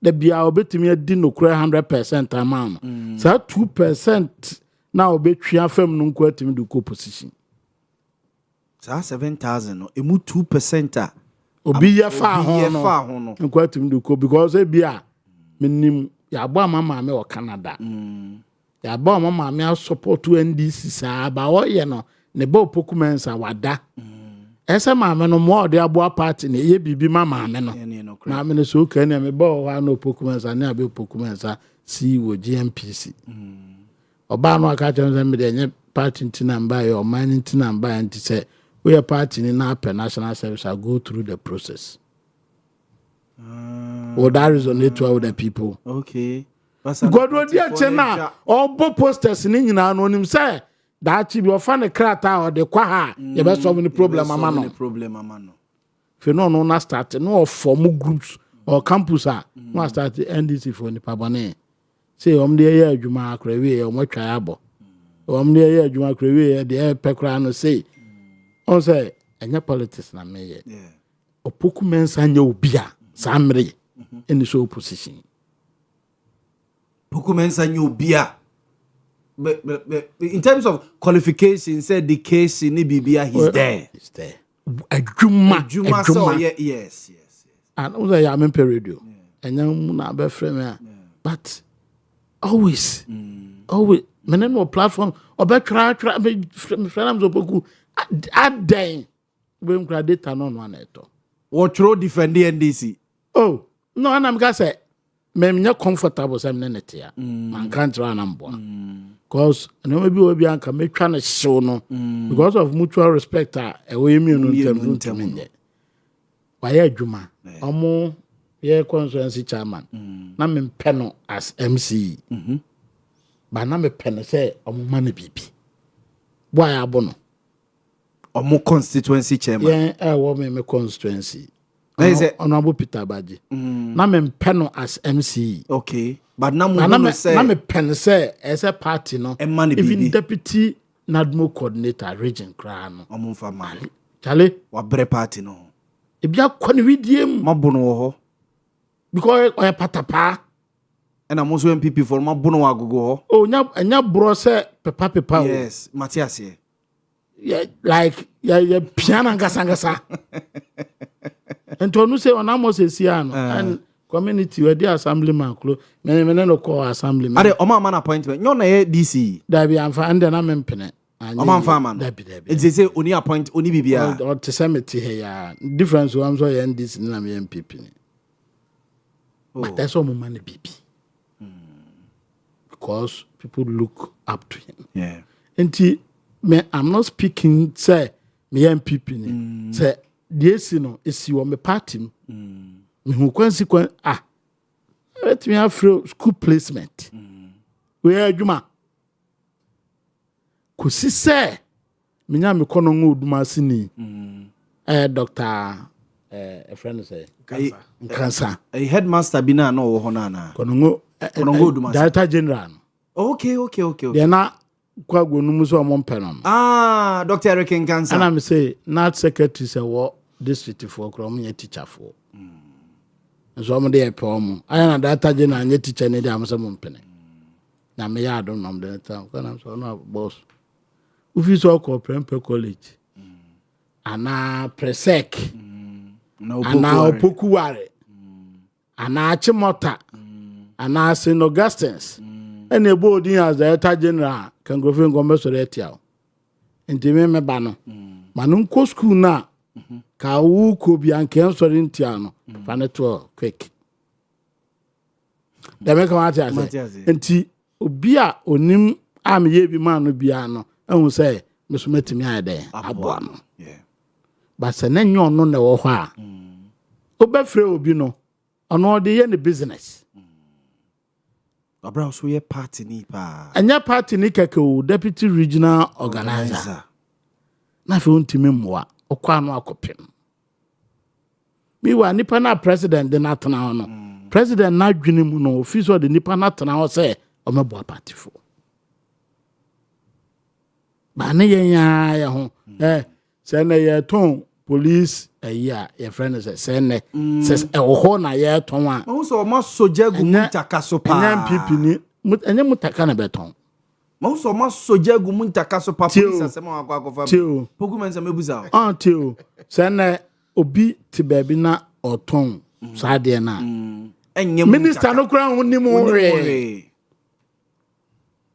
okay because minister na there e bi obema quota say go parliament say go say Owia wawie parliament dem kwa ko see leadership so leadership na be distribution omu wi a onu so awie MP na oje ya no MPB de be jiska MPB de be ko MPB so de be man chairman in the constituency and I'm saying MPB de be ko constituency na MP no de ko constituency no de ma chairman na nipa na chairman de no ba no MP ni nimba bi ofiri onim no me sa de mete doctor you are free so a na ma sorry how dare you nipa na wo de na ba no obedigi na hu say o related to wo anya sa your protocol 3 ya kwa asokore for mbenya 1 wa person call police bia na bia immigration there na immigration bia no founding co party office tie ba ne atro so 120 yes ne ba ko na dem no ne 119 adentina yes ne ba sen adene ba ko pe ni abebodwa frɛ krofo no mo apply nti ni mandisi enim MPP nenim CPP tini de go obi enyi baako tu yiwie na biem na enu a okofie yes ana odo particulars ayade aba odi aba nti makrumufo ni anwinwi okay ase basa so party for no so no so oh say baako bi and I'm say we a leader eso ye sharp and smart say bi ade na 5 a e bi obeka say train there for community ni two there one for be a family extended family one for party for no executives no so crowd so mbeto aba but unya bi this year next year ba no nya there to be okay and the modalities no ho but the otiache ni nim say we minister of interior there say me police I won na so there near there e mame because honorable mutakana ntimi va paper and co parliament say maybe gigiti and that be for leadership Matthias and until yaw no man go to me kan ha no ma be bre koso na ya Ghana for no na me kura dem be bia me te me kura for me hyehyɛ me minim say nya de NDC for do mo nsa kura be ho da because it die nya some kura more degrees and masters and PhDs and easy and we are na goodwill na government no no na ekọ ave bedu time in leader no be so pa ye mo pensi na leader no magina nyina nim so wanwumre nso beto ampa so no beto to yo besa bia no yo ka so onye hwe and that affected us as a party okay into me I'm not expecting say you know baby into sa ayawa so friction we ya be yes our power player we party mu ya parties mu ya na kwa fa we ya ba because baba jama na olusukura nkrophobia ne beje oh yes oh party nim oh no we turn out no yes and got to on ga no abonti family leader opoku for no mu din kwa asem ka kire nkrophon za ba no mu nkoto no za ba mo go ekọ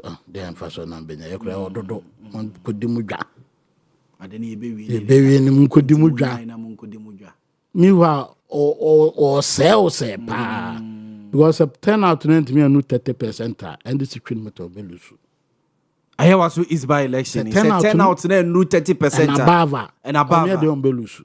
Ooh, yes. Say your constituency and I make say for years. The upper seat in there. He's eager to go and vote. Yes. All the time be and an chairman Neka say on you believe so mon crop for there or mo be 2016. There was voter party. Yeah. And you beat this by 1 million vote. Yeah, close to 1 million. 2024 voter party. Beat 1.7 1.6 million. So what I say. And the party no honoma. Oh, incumbent no favor opposition for because opposition don't know power. Oh, they want me. Oh no, when you cross was how was a fatigue as I set in. And it will be MPP Nibia a Jumo year 2016, 2020 no. Obibre no presidential candidate any abroad constituency be a which been sidano. Na ujudgment we na ja hokwa. The wadada.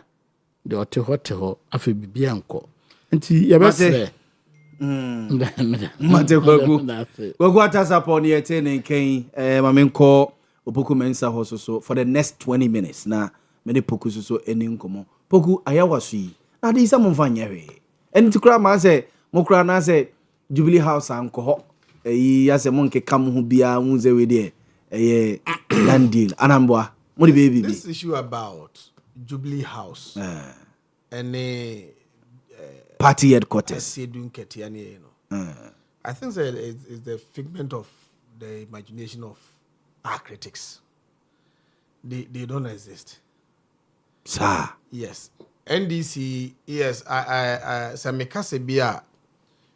some key characters, key actors within the party no. Omuni or my interest but say a kobasi a co-election this year. We go as a united, party. Front, okay. Ebimo kao na Baba Jama kwa no baby. And a fan say omra me contest. Whoever will follow Baba Jama biano. I think I'm say a party platform be so. You know, because na Baba Jama cry and say a man if you. When I'm so he's been penciled for a ambassadorial high commissioner we were Nigeria. Yeah. No, so anya no cre. Okay. Anya no cre na say in the anche and officially an appointment nearby say your nominated on call you. Na say me who say abapen. But what I gathered is say Baba you be ana on ambassadorial position. Na ni nye ho. Say obey ambassador. You see, there are a lot of. If it's a Nigerian, na no umpe. If it's so kind of say Nigeria, na no umpe. Nigeria, one of the one of me Obama ambassador North Man ko UK, US, Balata. Opa Nigeria. I say, and they say the biggest economy in Africa. But you know, if I am right, there are many politicians, even MPP for crime. Many people doing come on. Me no be doing come on was na Baba Jama de na we what the day now. Say UK, US, Canada, no more we had there. Me what the day. Obua or prefer say obe stay in Ghana. Wow offer which is a offer and the Kwame and the appear could be. Now so kwaya ambassador a high commissioner or a year. Uncle he won't go. Oh there's obua on a personal interest. Obua or Ghana ha e be a near maybe obey no. Obenya sikana on lose niema bi. E hono as a lose touch with the people. Why isolated? That's what I got to baby. And the Baba Jama ba ha no. E no any personal interest or feels there he will be better off as an MP than so be ambassador. And the ba ha no nya say dun katena de ne buy. But people are saying sabe if it is indeed true say Jubilee House a support to candidates beer. The Jubilee House controls the forces of state. Yeah. In the Boamah, you regu for the car say Chinchina Boamah or support no. A day no man find a chairman and winning. Who says and go regu for the car or pay Alana? And the Galan go winning. Yeah. Calambe winning. And there's no force in our body politica. A year mightier than the force of the presidency. If the president has said, say, Sabi Obano, said a mocha, and a penna. Not a massive BBA. By business for a bidema Alan in 2007. Kufuor did not support Alan. Oh, sir. Yes. Opa Busa true MPP for no. One more MPP. Kufuor, I mean, Alan was never a candidate for Kufuor. Or you go as my make. Mate so say na doctor anane. Then something came up and no so mu ma obi be se ho. And I Alan by and me boy nyeza. No. Yes our story. Alan was never a candidate for Kufuor. What as my just look into it. Okay. On say me starting me can say politics perception driven. Yes. Whether Opoku a bit defended, say yanokre, that is the perception. That is the thinking of the people. Yes, it will be difficult to change that perception. Oh yeah, but me, I'm not talking perception. Matthias, Opoku. I am talking because what as my making about the reality. The reality. Okay. As my making say na baba any yes our position. What just look into it. Once you establish say indeed nankonya position kitwa bi wo Ghana ha and preferred it to so back where high commissioner high commissioner or you in Nigeria yeah can say Nigeria na one pa o jawa to ababe Mr. Speaker high commissioner the retired politicians when you know akwara no be no I say baba onya akwara DMP so a senior NDC mu but you see Makan where we this is about say voter apathy. I don't think say apathy na abano. Idea NDC for and if you say be a yebuafu enunti ne angoto aba. Enye muhu. No. Say that party ne da honom any time be apathy no ebe kofom bia no it favors the opposition. The opposition neighbor. I mean at this material moment no. And I say, I'm gonna say the usual by election apathy na bia. That is how I would take it. That's how I take it. But generally, no.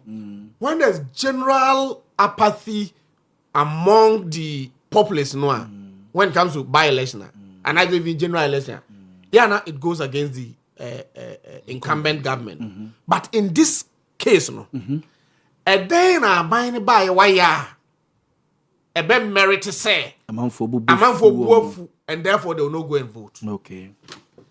For me, if you look at across the board, a Juma buying one, there's economic stability. We are my more, you see, Kasem, what to talk abandoned and who a year. Menga say you drew heaven. Oh, a year pa. But a year. You understand? Yeah. Nkwada wo mu ko suku. Wo hwe free SHS, the state ane wo mu ye bae ba bia ko drew ene anopa na metie anano anajo. Ida anano anajo anana anopa na metie news. Na omu interview Abri girls headmistress. And I think Benkum senior high school. Either Benkum was Nifan senior high school headmistress. Yeah. I know because say aduano kura Bama omunye baby emfa bimu. Me and I said it on another network. E okuma say me school am try there. Oko dining hall ya packing nuani gu ho. Ye nya stores ye nya baby mfa ngu. At the dining hall any ya packing nuani agu emonom ne ade. Oh yes.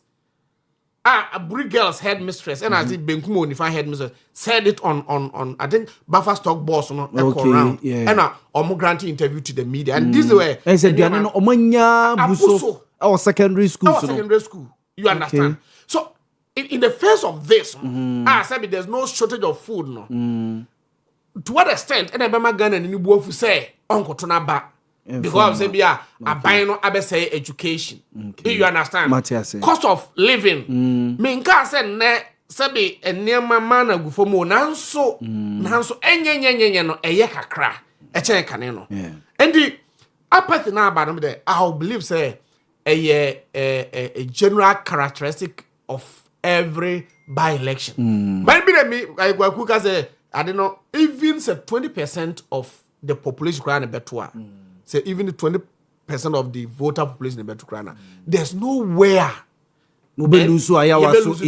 Seat, no. Yes, but somebody might also say we'll be independent and all of that. You see, the NDC. Obisubeka se ne BNC da odome kwa benya o ba mo mane si NDC. Dom kwa benya. Me, I'm a serious political animal. Me can say a year be back on na.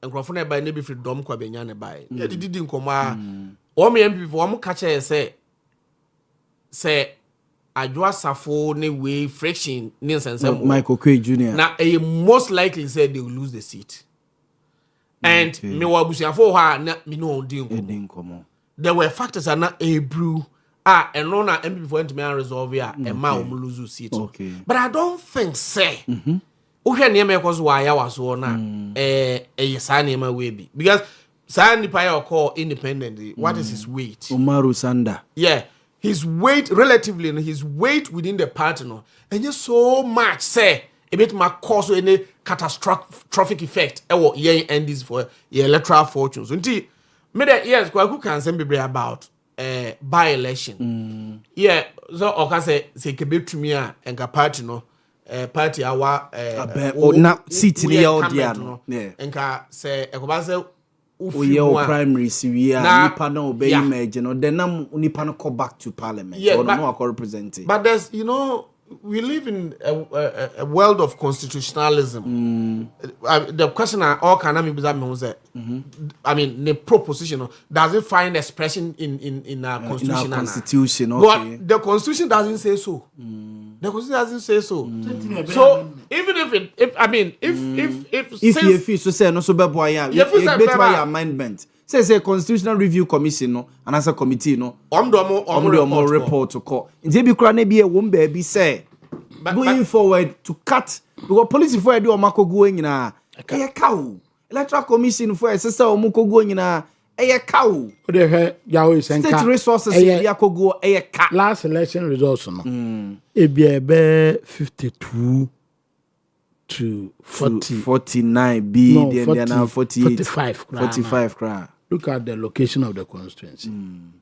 City center. Yes. Na ene ye by election. Na party will be ne Accra will be choked. Yes, traffic a cry. Accra be choked. Yeah.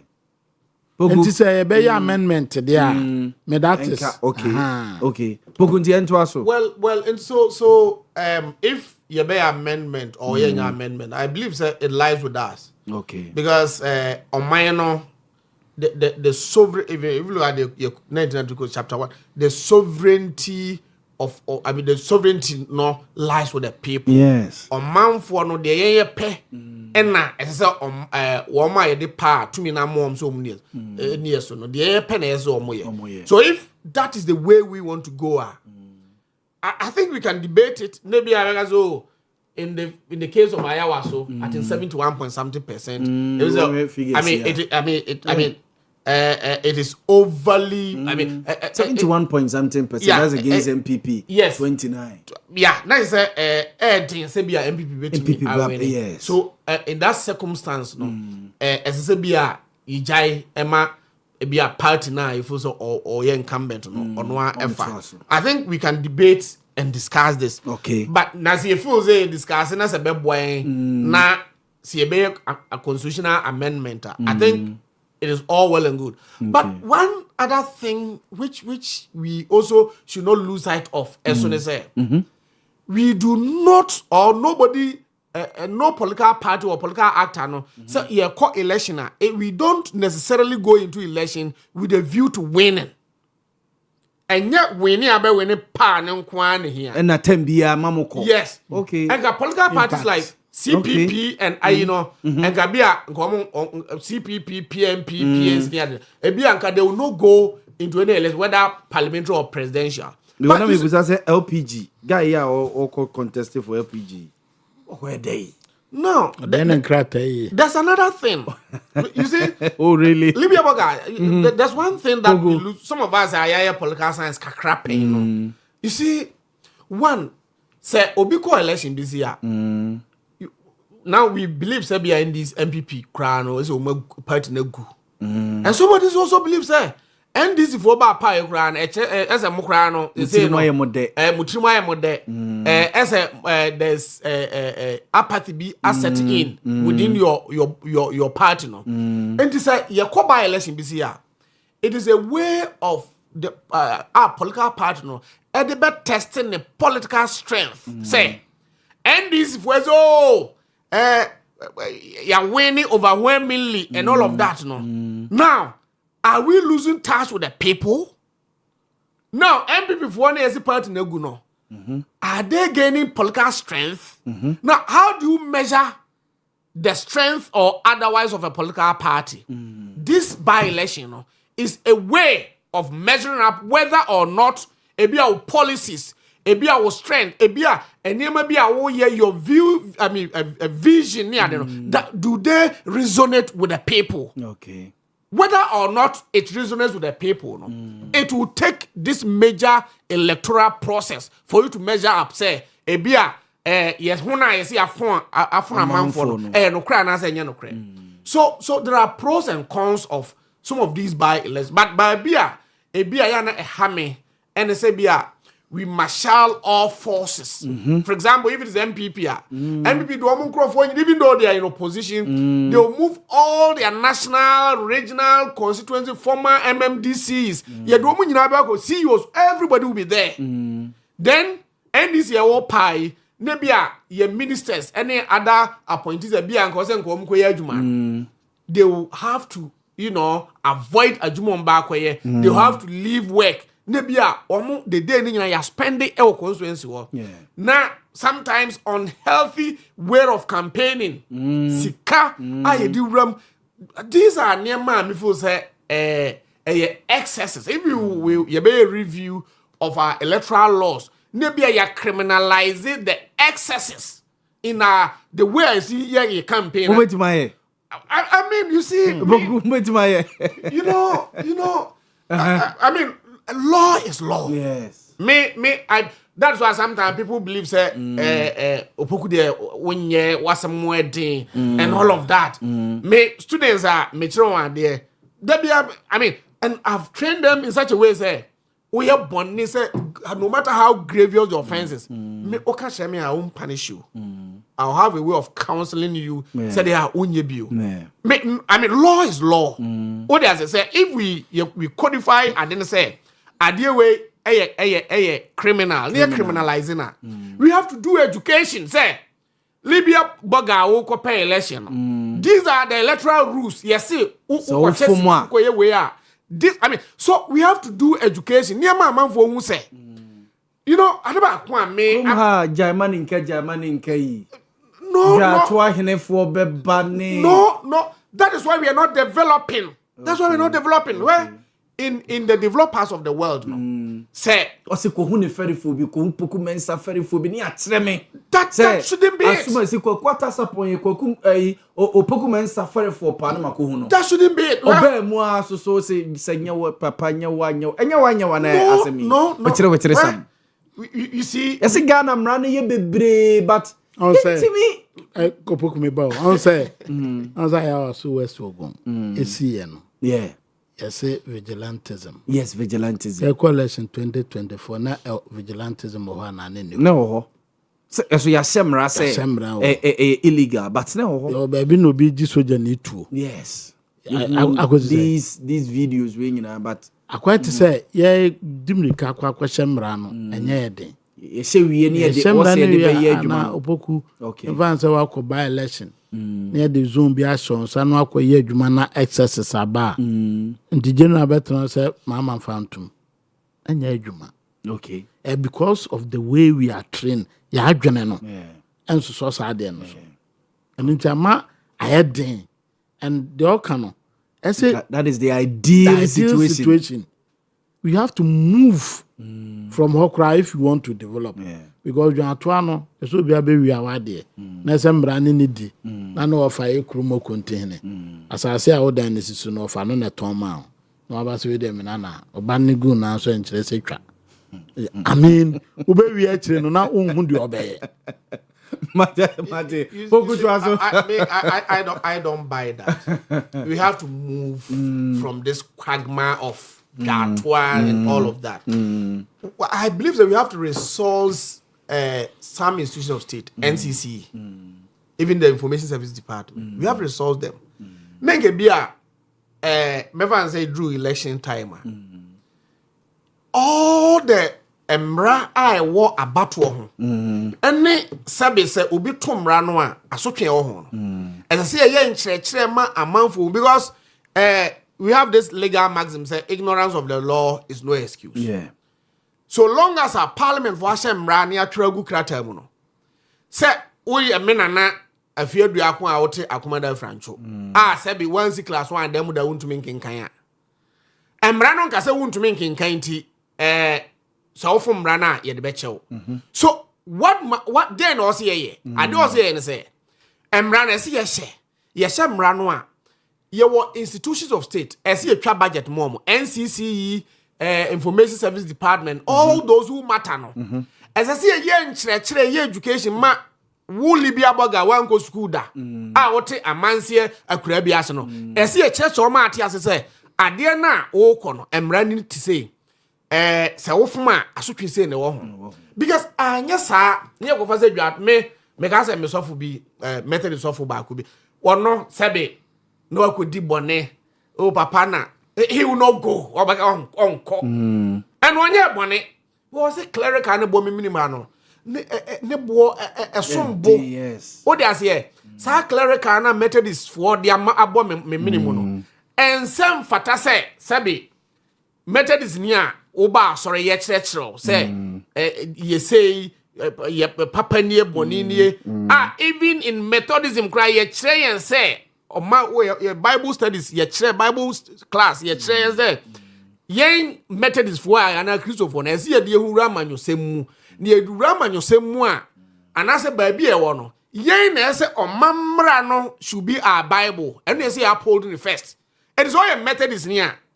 Methodist, you know, your church or sao Methodist some. And they sit there and I walk say, Papa more collar.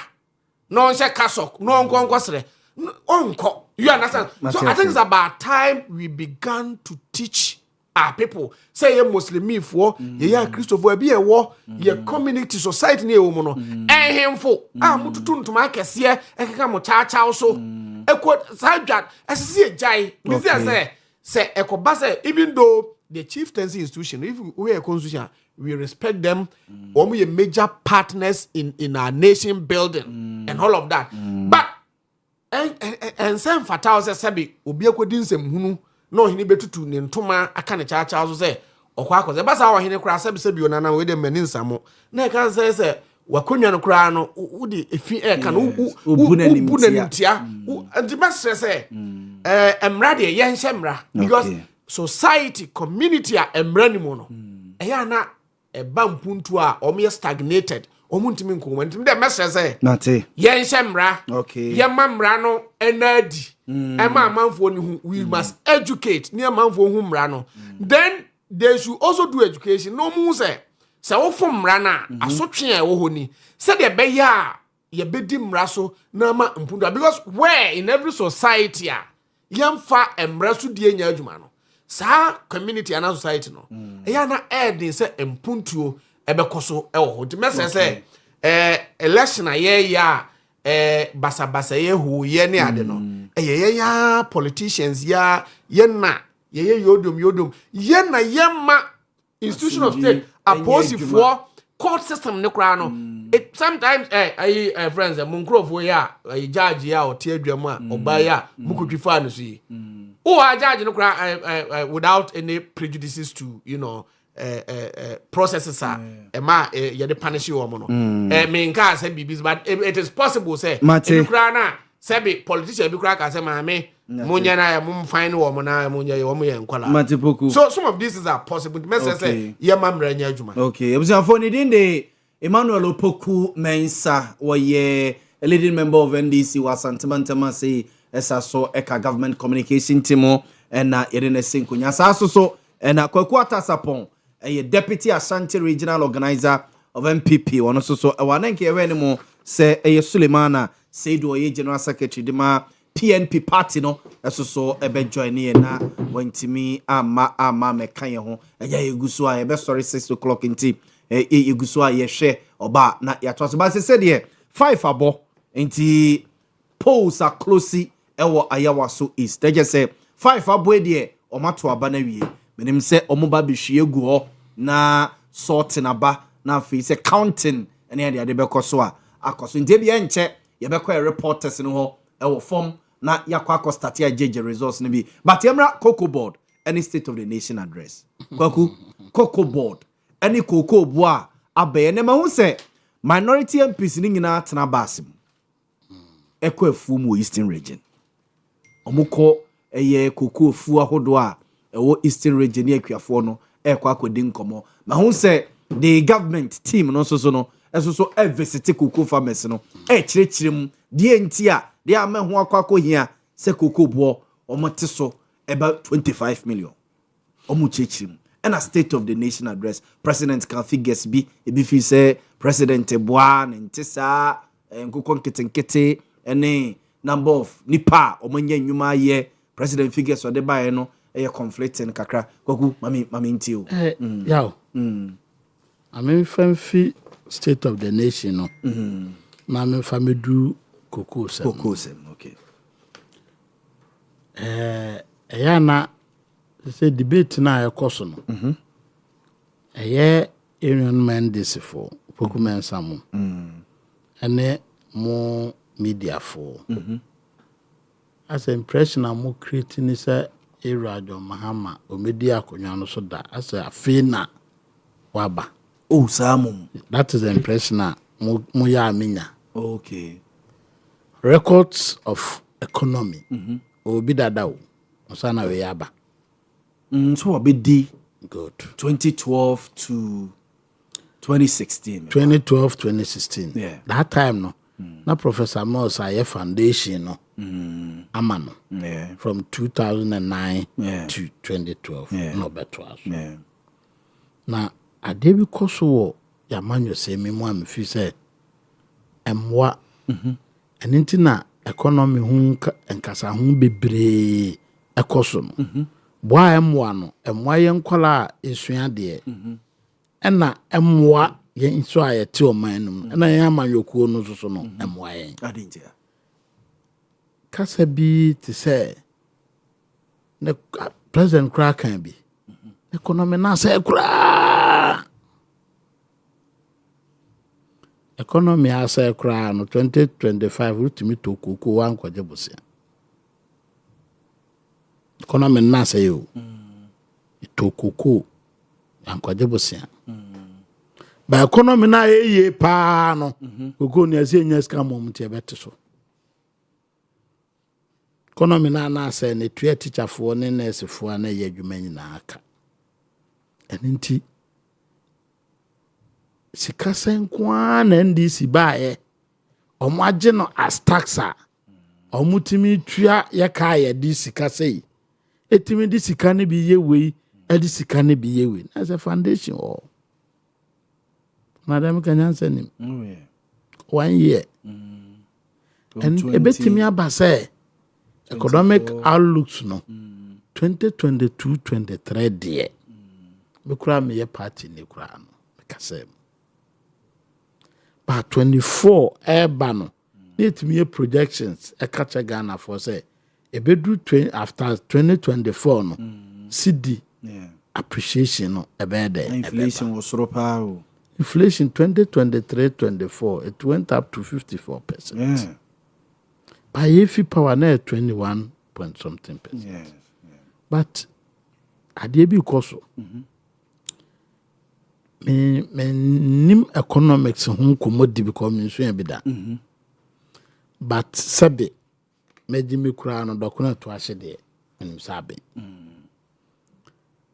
say oye poultry sesiye na poultry na oye no oye local market odo de aje 150 Ghana cedis because of the appreciation of the cedi poultry na ye crafia brochire ba na ye pese ye twa so no ye nhemra ye di twa so no poultry farmer na Ghana no be sofa no be gain no be sofa because aji so kura 150 san wanya Ghana koko but to ko coastal ukura 100 cedis 90 cedis 80 cedis 50 cedis ubenya food chicken and into appreciation of the cedi no yeah but omo a eye ma omo as at the time omo ba powerful fro na oda me ye importation na my import 2 cars at a rate of 15 cedis per dollar. Okay. And obabe duty. My duty where you can. Okay. Was a so 10. Ante ebia 1 kakra 2 yeah. Kevin was like this. After transfer $1 na drew 11 cedis. I say 10. No, that make 11 cedis. Yeah. In the car, na say me dey 240,000. Me probi kura dem man 190 na me nya obi.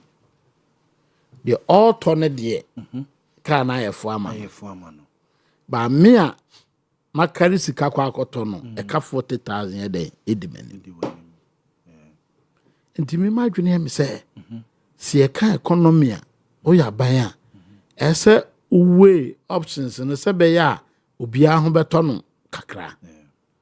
Ebro and 450 Ghana bag kakra enya bag 50 kilos no yeah bag na so be say 150 kg 400 Ghana 500 Ghana me a farmer enti me ko bosom cheche papa bi so ato abobo ya na abobo ya no the funny beans ekọ adwra market enti sebe ya epon na ka ho ye de na no odiaba for the first time odi a beans no akọ market imprenu a yento konku baako osaso de ba na chi so the bible na for so yento so there are a lot of videos going around by a bro but thankful na a year into that production they are the real people, they are Ghanaians. Nti na say city no ba above city na anya ahode ama dollar na it is affecting Ghana ni no some sectors of the economy. Okay. And until na yen on both positive and negative. Yen part in the position they say city na ba form yajitum. My idea. But create environment abema wu kromufo no edison faso. Okay. So artificial there. Inflation of 3.8 is it 3.8 or is it 3.1%? Now to light 20%. Now to can in sum 15%. I do say I know the rate. Rate na public utility for no more total light bill and water bill. Na dollar rate, inflation. But na me adom ni nyina titi aba form e dey bill. The price of cement. Yankopon chade na mo se mo de 1 cedi bia ba beto petrol so. See the tua a car e wo energy hono. Yaje atum. So what is the reason for this a light bill increment ne water bill increment? Reason here there. Say yeah, you get opoko adwuma edi mo wi ase pa na say wa ba ho power na communicator. Ta edi on. Because the CIA otoku no call around.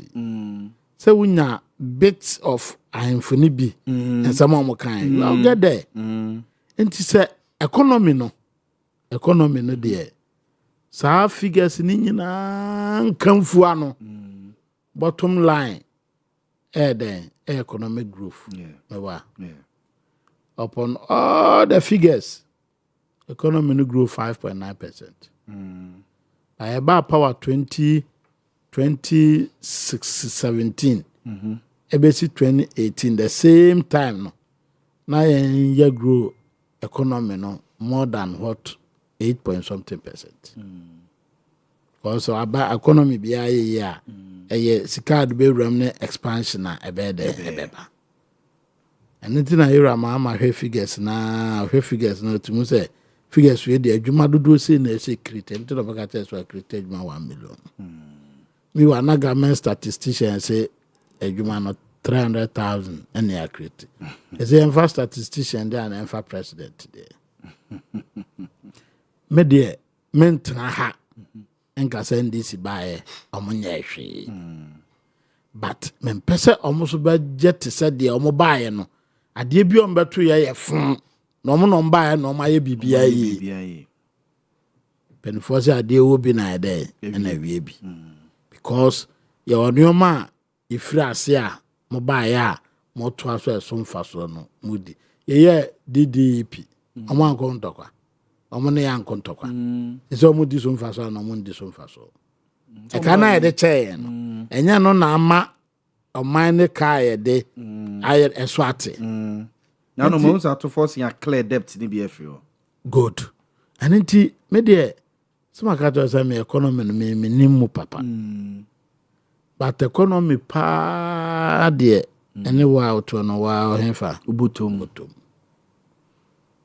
ne double de enram ko twa board de asanti achem so de board de obo board de abobo ya amma board de abobo ya amma abobo ya 4 na ye kia load board de abobo ya amma board de abobo ya kia 4 ma na etumi efele kia abobo ya no mako 4 na efele 1 kia okay kia no omo sheba soro ne tini sei no okay ye ka ne tini ye pe abobo ya no so no de we esi so te se shade no omo shema ne dru sa level okay so load ni si wo wadwen be o se so ba yigu a na hu se ebi wo because kia load if a body draw between 700 to 800 sa body draw mako sa 700 to 800 na fele kia bako kia load okay nti so bitimi twa body reno kia reno miensa hey no you can you that's right the consensus organizer Prince ucha say on the body sa and nti Enra. They say body drew be Evans Asante. That's a mekaba the Ghana Fosu. One abobo yan around 2,000 cedis. Abobo ya mano 2,000. Bako 2,000. Besides say this an muko joma. What the body drone budget 10 cedis. So tell you. Yeah, nipa bia. Ya dwene yanko an ho. Ghana businessman bia ntuma tesa ba na etiam mo tete o mo ne o ma so. Also bia mfi o. Bia mfi. Because on no fi say ade na wa ma na ba fom. E boa o no. They say fuel la from aye to. E boa drivers e che passengers. Me wa passengers no do so chen drivers. And a politics a game of numbers. And it's all about our equation we are. Abana take the lesser ones no against the higher numbered. To was a quotiao as a buy. Because VIP bus no kwa crown. A funny pa 40. Driver mates and penny benyas for some year too. And the 38 na akano. The much rom. And inti economy and ye and the government is not spending. I'm for so kapa say government and spend the government I was a catch say ye no de boom baby an futuro tia en fan chomo futuro na way. Yeah, President Mama Kai say Ghana be a construction site. Oh say afi echo me de madwene ye me say constructions and ya madwene me say enne okasa come do kura say dollar ba fom omitie me ya inflation 3.8 me wa me ba ko university ya to no school fees mu 20%. Also if first year no tuachew first year makotua o awaye sa process we dey na loan ho na student loan ho na ya accessible or say free stress. Yes. Meaning say or the mama me answer na school no ma den mawuram nya ko pebos ya no bia na ko bosa ba onya bi dem e kan oti ase bisa so mo first year ye tu obisika mana me wa student loan for na omo student loan so no omo na esa hwe stress free so and this akwa say asa me ko pebos ya nkotua na kire o de amame ya meme no de benya bi o ba nyo bia na benya bi aninti eya hwe the rate enkwala anko school this year na hwe even time okra na dodo na timi koye ye bi school fufuro uru attack abaka school ni yenya me ba o tech ba ko tech ba ko Ghana Telecom e wa kra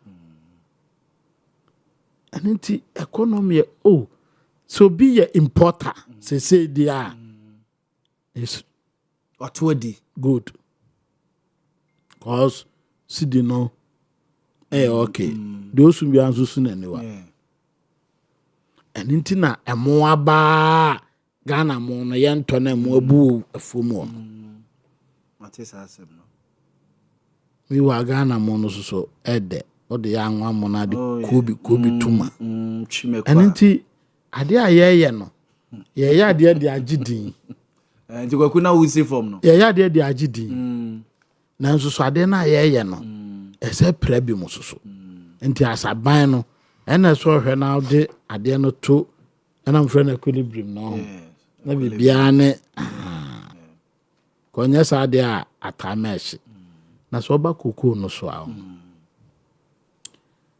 de nman se ma me a woni nua no alindia ukomi krom ko fiase a papa koko da konton ho mampon ko fiase okay ko ha papa koko konton ho bi onyina kofi omo de nhwesofo na ho no de afi omo se ye to no 3,600 36 million enti okomi stabedi akon ho wo ne store na oton dan ho nneoma na no de ni koko na obenya no because ebetie ate ne de ama no ɔde n'ani bu ado obenya no ɔde akɔgye cement ne nkyɛnse de si ne dan sɛ yɛ a wate so no kuani no ɔbɛyɛ dɛn ɔmba deɛ ɛme ya ne sɛ nka opokumu ka sɛ o yɛ ka sei ba sɛ ne nneɔma no ɛkɔ no nti mode bɛm mfa nkyɛ batakɔ te sɛ ɔmo pɛ so ɔmo kyerɛ sɛ deɛ ɔmo yɛ ne yɛ no tuko no bɛso kyerɛ me sɛ ɛnɛ ɔma no 3000 says on project ɔma no 2005 opoku de akɔdua ase ne kɔ dua ase ne praso area hɔ ɛhɔ na koko ne constituency ne wow de wa akɔtie o ɛnkɔ sɛ party ni kɔtie sɛ ɛnɛ ɔmo feelings ɛsɛ Ghana ni bia no wa na abakora to akatua mo mfa sika ma akora so kɔ strike mate ntimi de mate me kana me de asi ne sɛ okuakuafo ye de e kasa kyerɛ mo na mo so mo pe 6000 na ama 3000 says no so ya sa de kɔ akyire okɔka bɛka kyerɛ sɛ Cote d'Ivoire fo kora ate so fa Cote d'Ivoire fo ho bɛn am so mo de kɔ edwama so no ne bo no eso ate guarantee wa lawyer ni osuamra e ka se bibi e guarantee price a omo nkyerɛ ase and even guarantee price agreement between me the seller and the buyer that is na better there so na mfrɛ me mate Nede Kwakwata Sapo ya Ashanti Regional Deputy Organizer of MPP Mamenko Opoku menso Opoku State of the Nation any kuku the be unia aka be see no Yeah, the Owia economy now, you're a very positive outlook. Yeah. Osha omaimu. Sabe me kwakunim me. Sa mumu ya mokeka me so nze mini bida. Jasmine rice ne dey rice. Me nimba be free ba. So ya no mama tujimi price. Muzumu ko square the tujimi ya no ma demonstration. Kwakunim. Mama tujimi price say. Say mo no ho. Oni ande sine ye argument. No akofo. De enye de ne boa no. O say de de no. Enti obo aye friend say just me no boa say o mo penso na ti say no na say me wa also go square the tujimi adwan ma no akọ demonstration na abena rice no wan me se me mpem mo de so ma di na nwa mo da but say Ghana mo ni bi ede me de local na de no amu na no me to te pantia sa me nkyerɛ wa okay ne ya kyerɛ me ya kyerɛ me do bi see that's why I say bia me se me ni mo ne ade no me ntomo anwan ne sa ne ma ne me de fufu de bia fufu oh yeah poku de bia fufu oh busa kwaku sa busa no let me dia no kwa wi na najo sa na ye mo beti oh me see her stadium my asma my ensa me ba oh wow me fufu de me see kroma me busa he na fufu e kama wo unya che o fa kwan so ano no wadu awie me de fufu but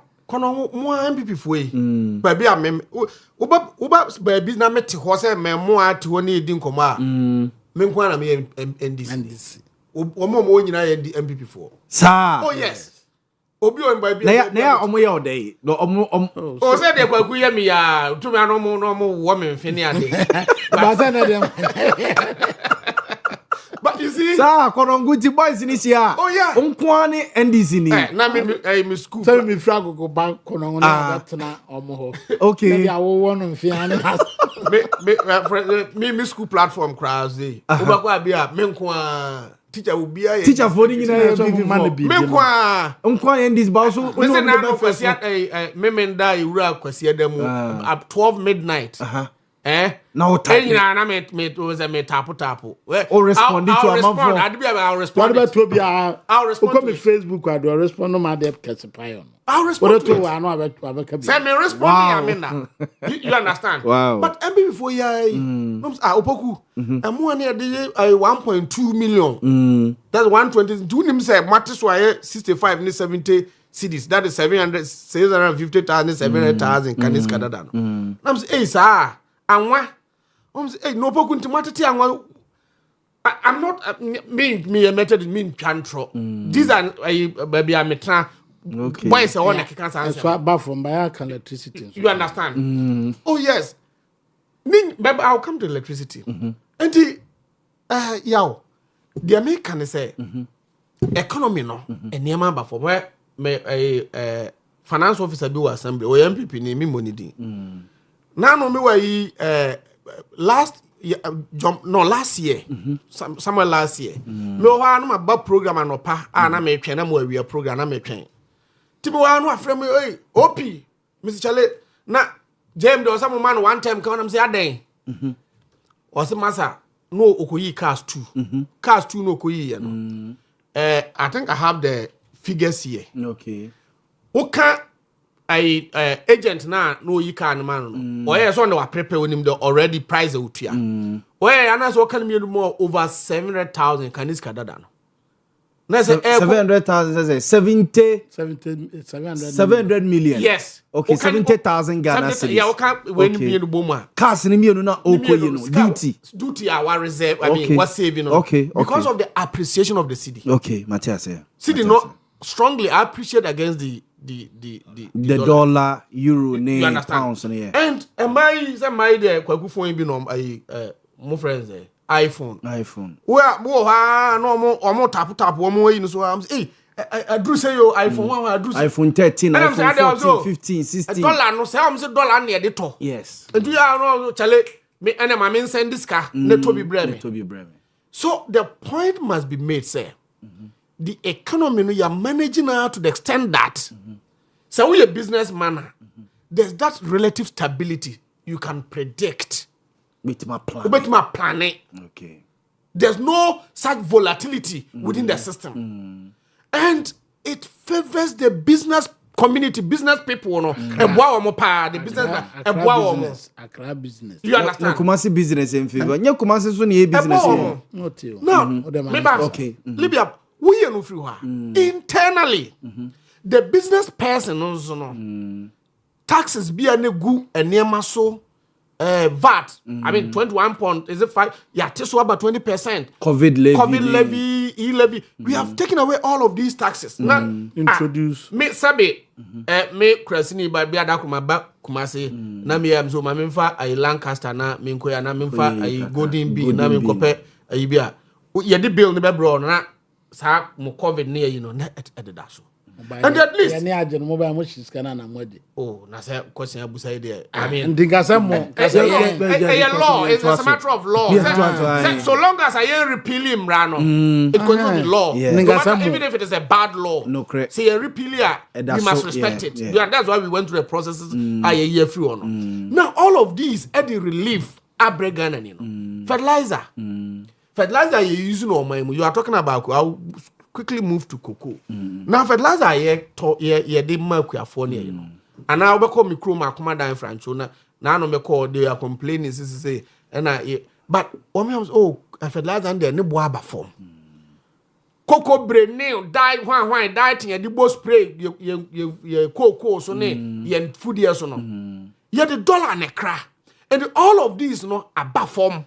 So you see that the farmer no anya relief agric input say bia a pumping machine I mean irrigation I mean mfo ni ade no e drew patranom ni ade a machines e be use ni ade na ba form then say metal fuel say bia pumping machine wodi ko tunsuo ma twe agu mfudie so a petrol na wodi be gu mfudie no so no because of say you manage city ni ye ni no now can you not dollar here 15 cities ne actually no and maybe 10 cities 11 cities so what it means there the Quenino will spend less say or the better fuel now you are talking about the electricity and me electricity bo akosro ensio na no me ko me krom na ma me abrewa bia me ko no fie no no kra fie ya no so water bill by 1.5 that's 150 cities to me idea ne boarding you understand but we shouldn't also lose sight of the fact that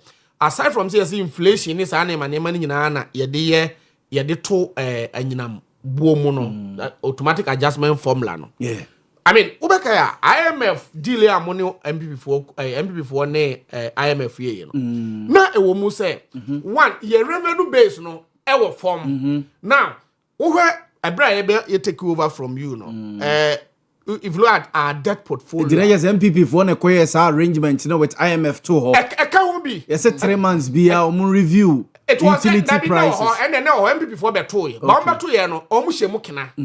But I did almost IMF here and say, one, yes, a company. I'm a mark of domestic debt exchange. Abba, ama a man for what you want. Now, so we'll see young bro Bosia. As how we are reform the business. And say quite a fast with Jesus Cano. You reform me ho.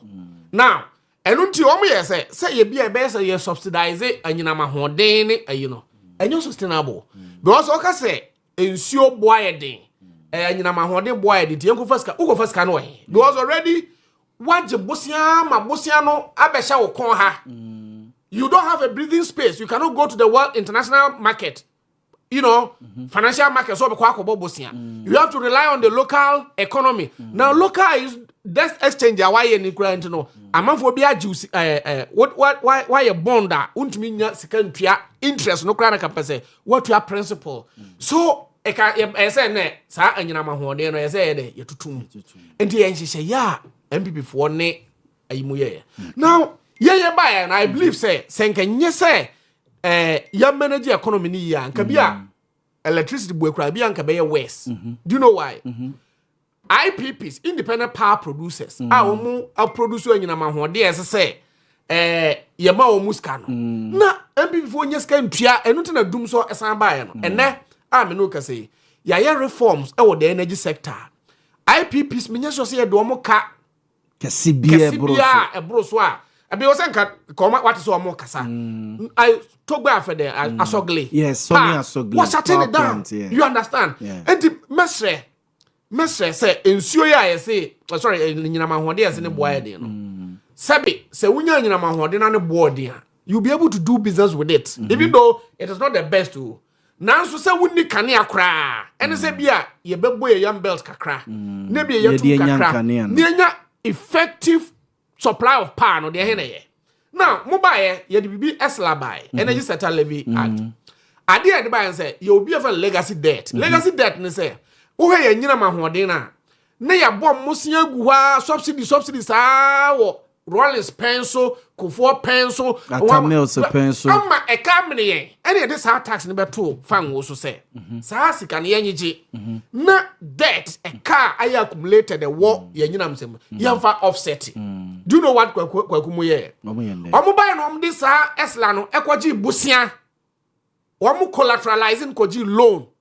So what it means is sika na say they fight anyina ma hoden no problem dey on etuaka no na de agye musia de 10 cities ne beba no de 4 cities pe akoye anyina ma hoden ayi na bia 6 cities no de koye friends 6 cities de koye sa eka so these are a name of me get fund sabi ko cars ko prempe ko poku wa ko akoma da secondary school kofia je senior school bia be ko bia Ghana ha no womu ni nkonya school bia be ko bia womu ni mpa eda so adentia mo da from adentia ni nyina ne say ye ni sika get fund and you see get fund Rollins de buy sika na e ba mu nyina say yemfa nye educational infrastructure e bia be ko KNUST Amsterdam you know bezo almost lecture hall almost lecture theater whatever ebi wa amse ni aye nkonwa ni a supply ebi ani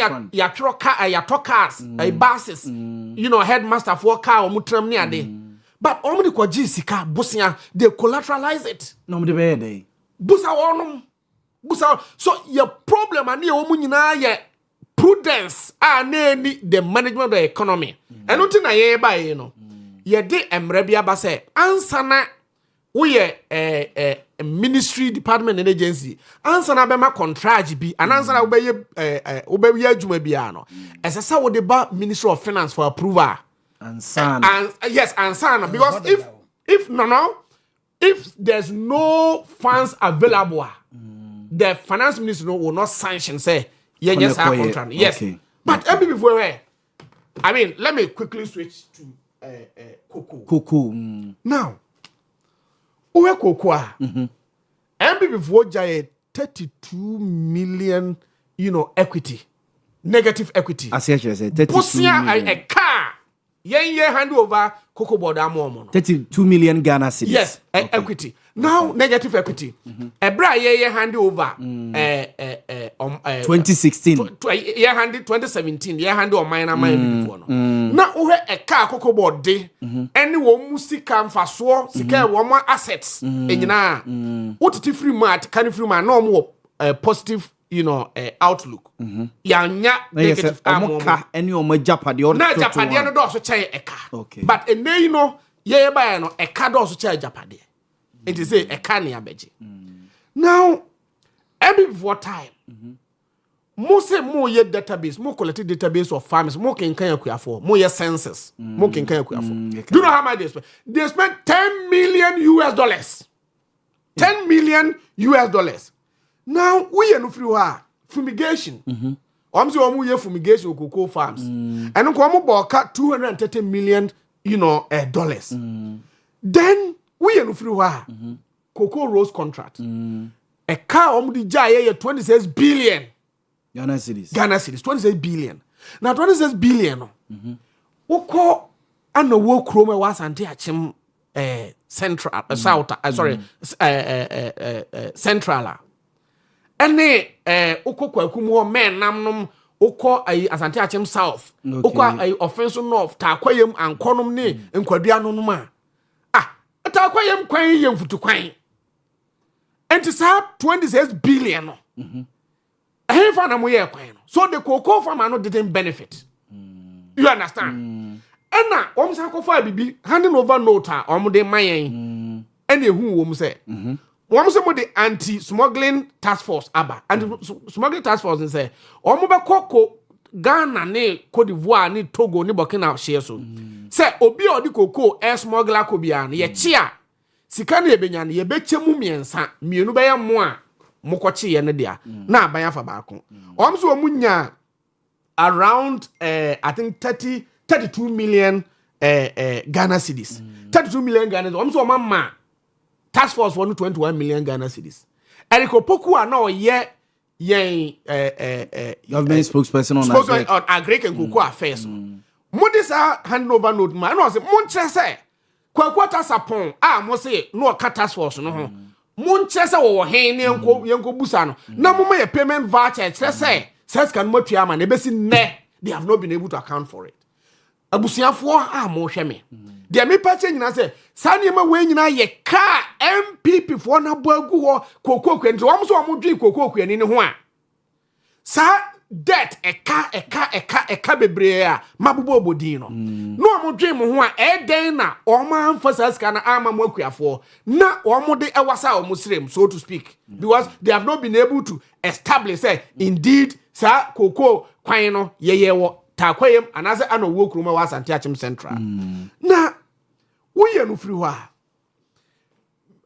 wo start the program wo kan say be say ye ka say be ma 70 million 60 million sa my program or TV station radio station bebre a ma ka asem no but I've gone back to listen to some Eriko Poku and Atoforsin Kai. Please go back and review the video.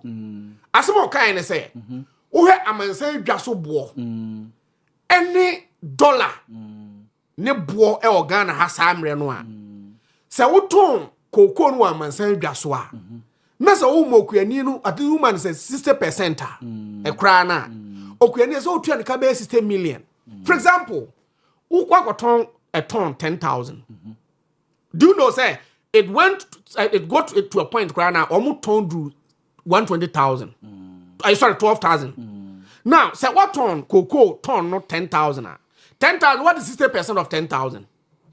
It's not 6,000. Yeah. 70% of 10,000 yes 7,000. And the we gave those figures relative to percentage wise of the FOB price.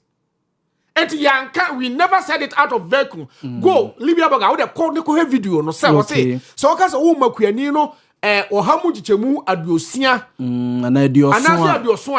then I saw man when to akuani no so man 70%. Sorry 60 million and say 70 million. Yeah. And the asma ko kan say and na yakoko ni boa kosoro amansan dwaso no say adodode e okoko wa makuani no ani bi ne ya na se kobasa ne bo so tia kuani no obeden so these were near manieka Libya boga ene ya me no kase ukọ amansan adwa so a koko ebra na ye last year August na ye what do you call ye peg ye se koko price no na international market no FOB price na say edwa man so na ton no ye 7,200 and 7,200 no last year ekoya could do 10,000 at the point it me could do 13,000 $13,000. No, the point was say a buyer the ebera June July nim yeah and started saving December crown and bado. You see, we have a forecasting. Yes, we have December crown and bado. Yes, a dream maybe because I'm a program crime in Shachi Bruben or Kaze. To say a costro and a Kuafonsi Muntum. Yeah. Do you understand? Now, I can say, you see, there are certain factors are based on the bad decision of the management of Cocoa Board. Say, most if we be spot buying at the end, I say, yeah, Quackman secondary school to enter broth. Yes, some forecast it. Me transia to say, they we bo. I be saying that we forecast. That is how we do it because once at the point are near 7,200. Yes, it is 7,200 no. And any quenino Yaman cry be at 36 million. And then a drew maybe 31 million. Your tomb call 36 million. Now, my member will income Sama to us. Where about 50,000. Yes, about 50,000. May produce about 50,000 metric tons are near ton. About 50,000 metric tons. Let's say what was no Libya. Sa sika and cocoa motor near Todada. No. Sika ye betua. 36 million. Kweni bia function trim. Cocoa butter maton amosi free last year October November ABC afi dia na modika dia makoko akrache for na wo maton amakoko board no kweni bia ye tua kweni bia 36 million nemom enei se ne na koko gu apaso na de koma koko krache a na 25 million krache for no so mato agu ho no mo twen se bo ba ansa no maton. I don't know a gamble game no play because no. So you Cocoa Board you also gamble then I walk off problem na breno. Just start or no gamble. Debbie. Say what? No. Also Cocoa Board forecasting me boy. Yes. And also so Cocoa Cracking is forecasting from you. What am I saying? Debbie, me and the same page. Yeah. Also Cocoa Board forecasting. Yes. Cocoa Board gamble. Not that they don't gamble. They don't gamble. One. Then any Cocoa catching so and gamble also forecasting. Maybe. Debbie Tiasias. But forecasting I say, Susan's bonnet bar, you bear the cost. If the Cocoa Board so also bear the cost. Yes. That's what we are telling yes. them. Cocoa Board, I bear the cost. But the point is that Cocoa catching is bearing the cost. Wabra all kwaje bosia dia ba betua Cocoa catching, you know, Cocoa catching. That's what we call hoarding, and which is illegal. Once I me cocoa crash for breeding come say omo koto cocoa no is so beto am Cocoa Board no at the prevailing price market price no nobody go no dey go no more change new price say yetuma no akoton the question is say yetuma cocoa kuani no otuma nana ontum so on any agreement no based on the prevailing price it is say yetum na say umfam entumu no afeti Cocoa kuani na adenti na say yateso de a Cocoa kuani no should suffer. Cocoa kuani will not suffer because Cocoa Board you know Ghana. You understand? Okay. If Uji beans no now the Cocoa Board then it is in government chest. Okay. Now and then who 50,000 all government what say? Yes, 50,000 no. Kuafo Montie ni ye. Aban ashe say ye betua 36 million. Na no na me ni obi di nkomo okono. When am say Cocoa yatum ko 36. O say obo poku boa yentum. And am say and the air no say and I say NDC MPP ye be free na 31 million. I'm say okay. Na 31 million. One so say Cocoa kuani man 33 million. And I'm say okay. Say 31 million then you man 33 million. E che say yatum Cocoa kuani crash no e na sisu nti mesre akuafo no bi wo ha akrache fo no sisi mo. Pogu 50,000 dey kakra bi o. That is the chunk. When I can kakra no 500,000 600,000 asemu. No. No 50,000 ya kakra dey say ne. No, what I'm saying is say where ayina de aka na and roof no 50,000. no wa krache for no ha ne nko mobile bet. It is their own business. It is their own business. But at here for any of for ade also mu hwe say. Me brena so and then one marketer cocoa no around 2,000 2,400 or so. 2,000 I mean, well, let's take it 2008 and their calculation 2,800 and their calculation now 2,800 no cocoa bottom no 16 bucks. Ton is 16 bars. And a ton $2,800. Yeah, divided by 16.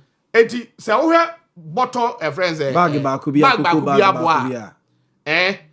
yes, yeah, Makoko and 2,587. Over 90% of the world market price. Mate, me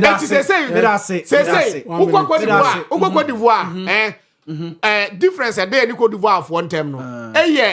More than 13 million. Mate. More than 13 million. Musa Kwaku say. Say I'm na power and cocoa, but I'm the beji say. Okay, the beji 36 million. Man, that's some girl. Ya ba ben mu. Cocoa su ti o. Momo ba ben. Ya ba ben mu no. Cocoa su ti o 17 18. Ba bo na ba na twato no. Ye tua sa makuafo no. No puni wakoto o this canoe. Yes, Mekai. Mobile no court case. Any court case in the be 8 years in relation to Cocoa Board. Na ban say open afa kwan bi so af ayes ka bi to oje. Abanje any Cocoa Board for no. Ba mo say no le prosecute. In the 32 million na mo kan. Open the ane kan one and kan. What are you talking about? Ada open Cocoa Board. Any wo MPP Cocoa Board. Ibrahim Edu so Cocoa Board.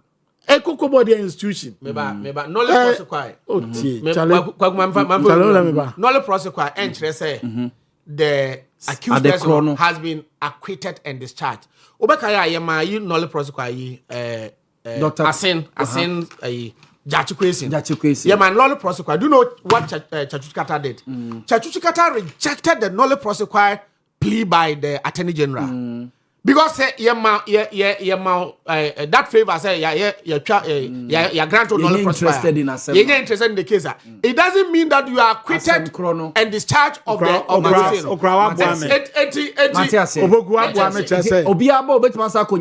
yes, the case could be revisited. More power. And I'm see Coco no yatisu because and I can also found a perception. I found also can some MPP for na my boss and I can baby I be one on the edge. Momo by na was there be any be and the fan who could be. And the other Nabaka Castle. No put the emoji there. And Nama Yan and Fiasin a day and check. Made a Opokui Macacho, Monsieur Juma, Ed Ting. All politics about power na communicator.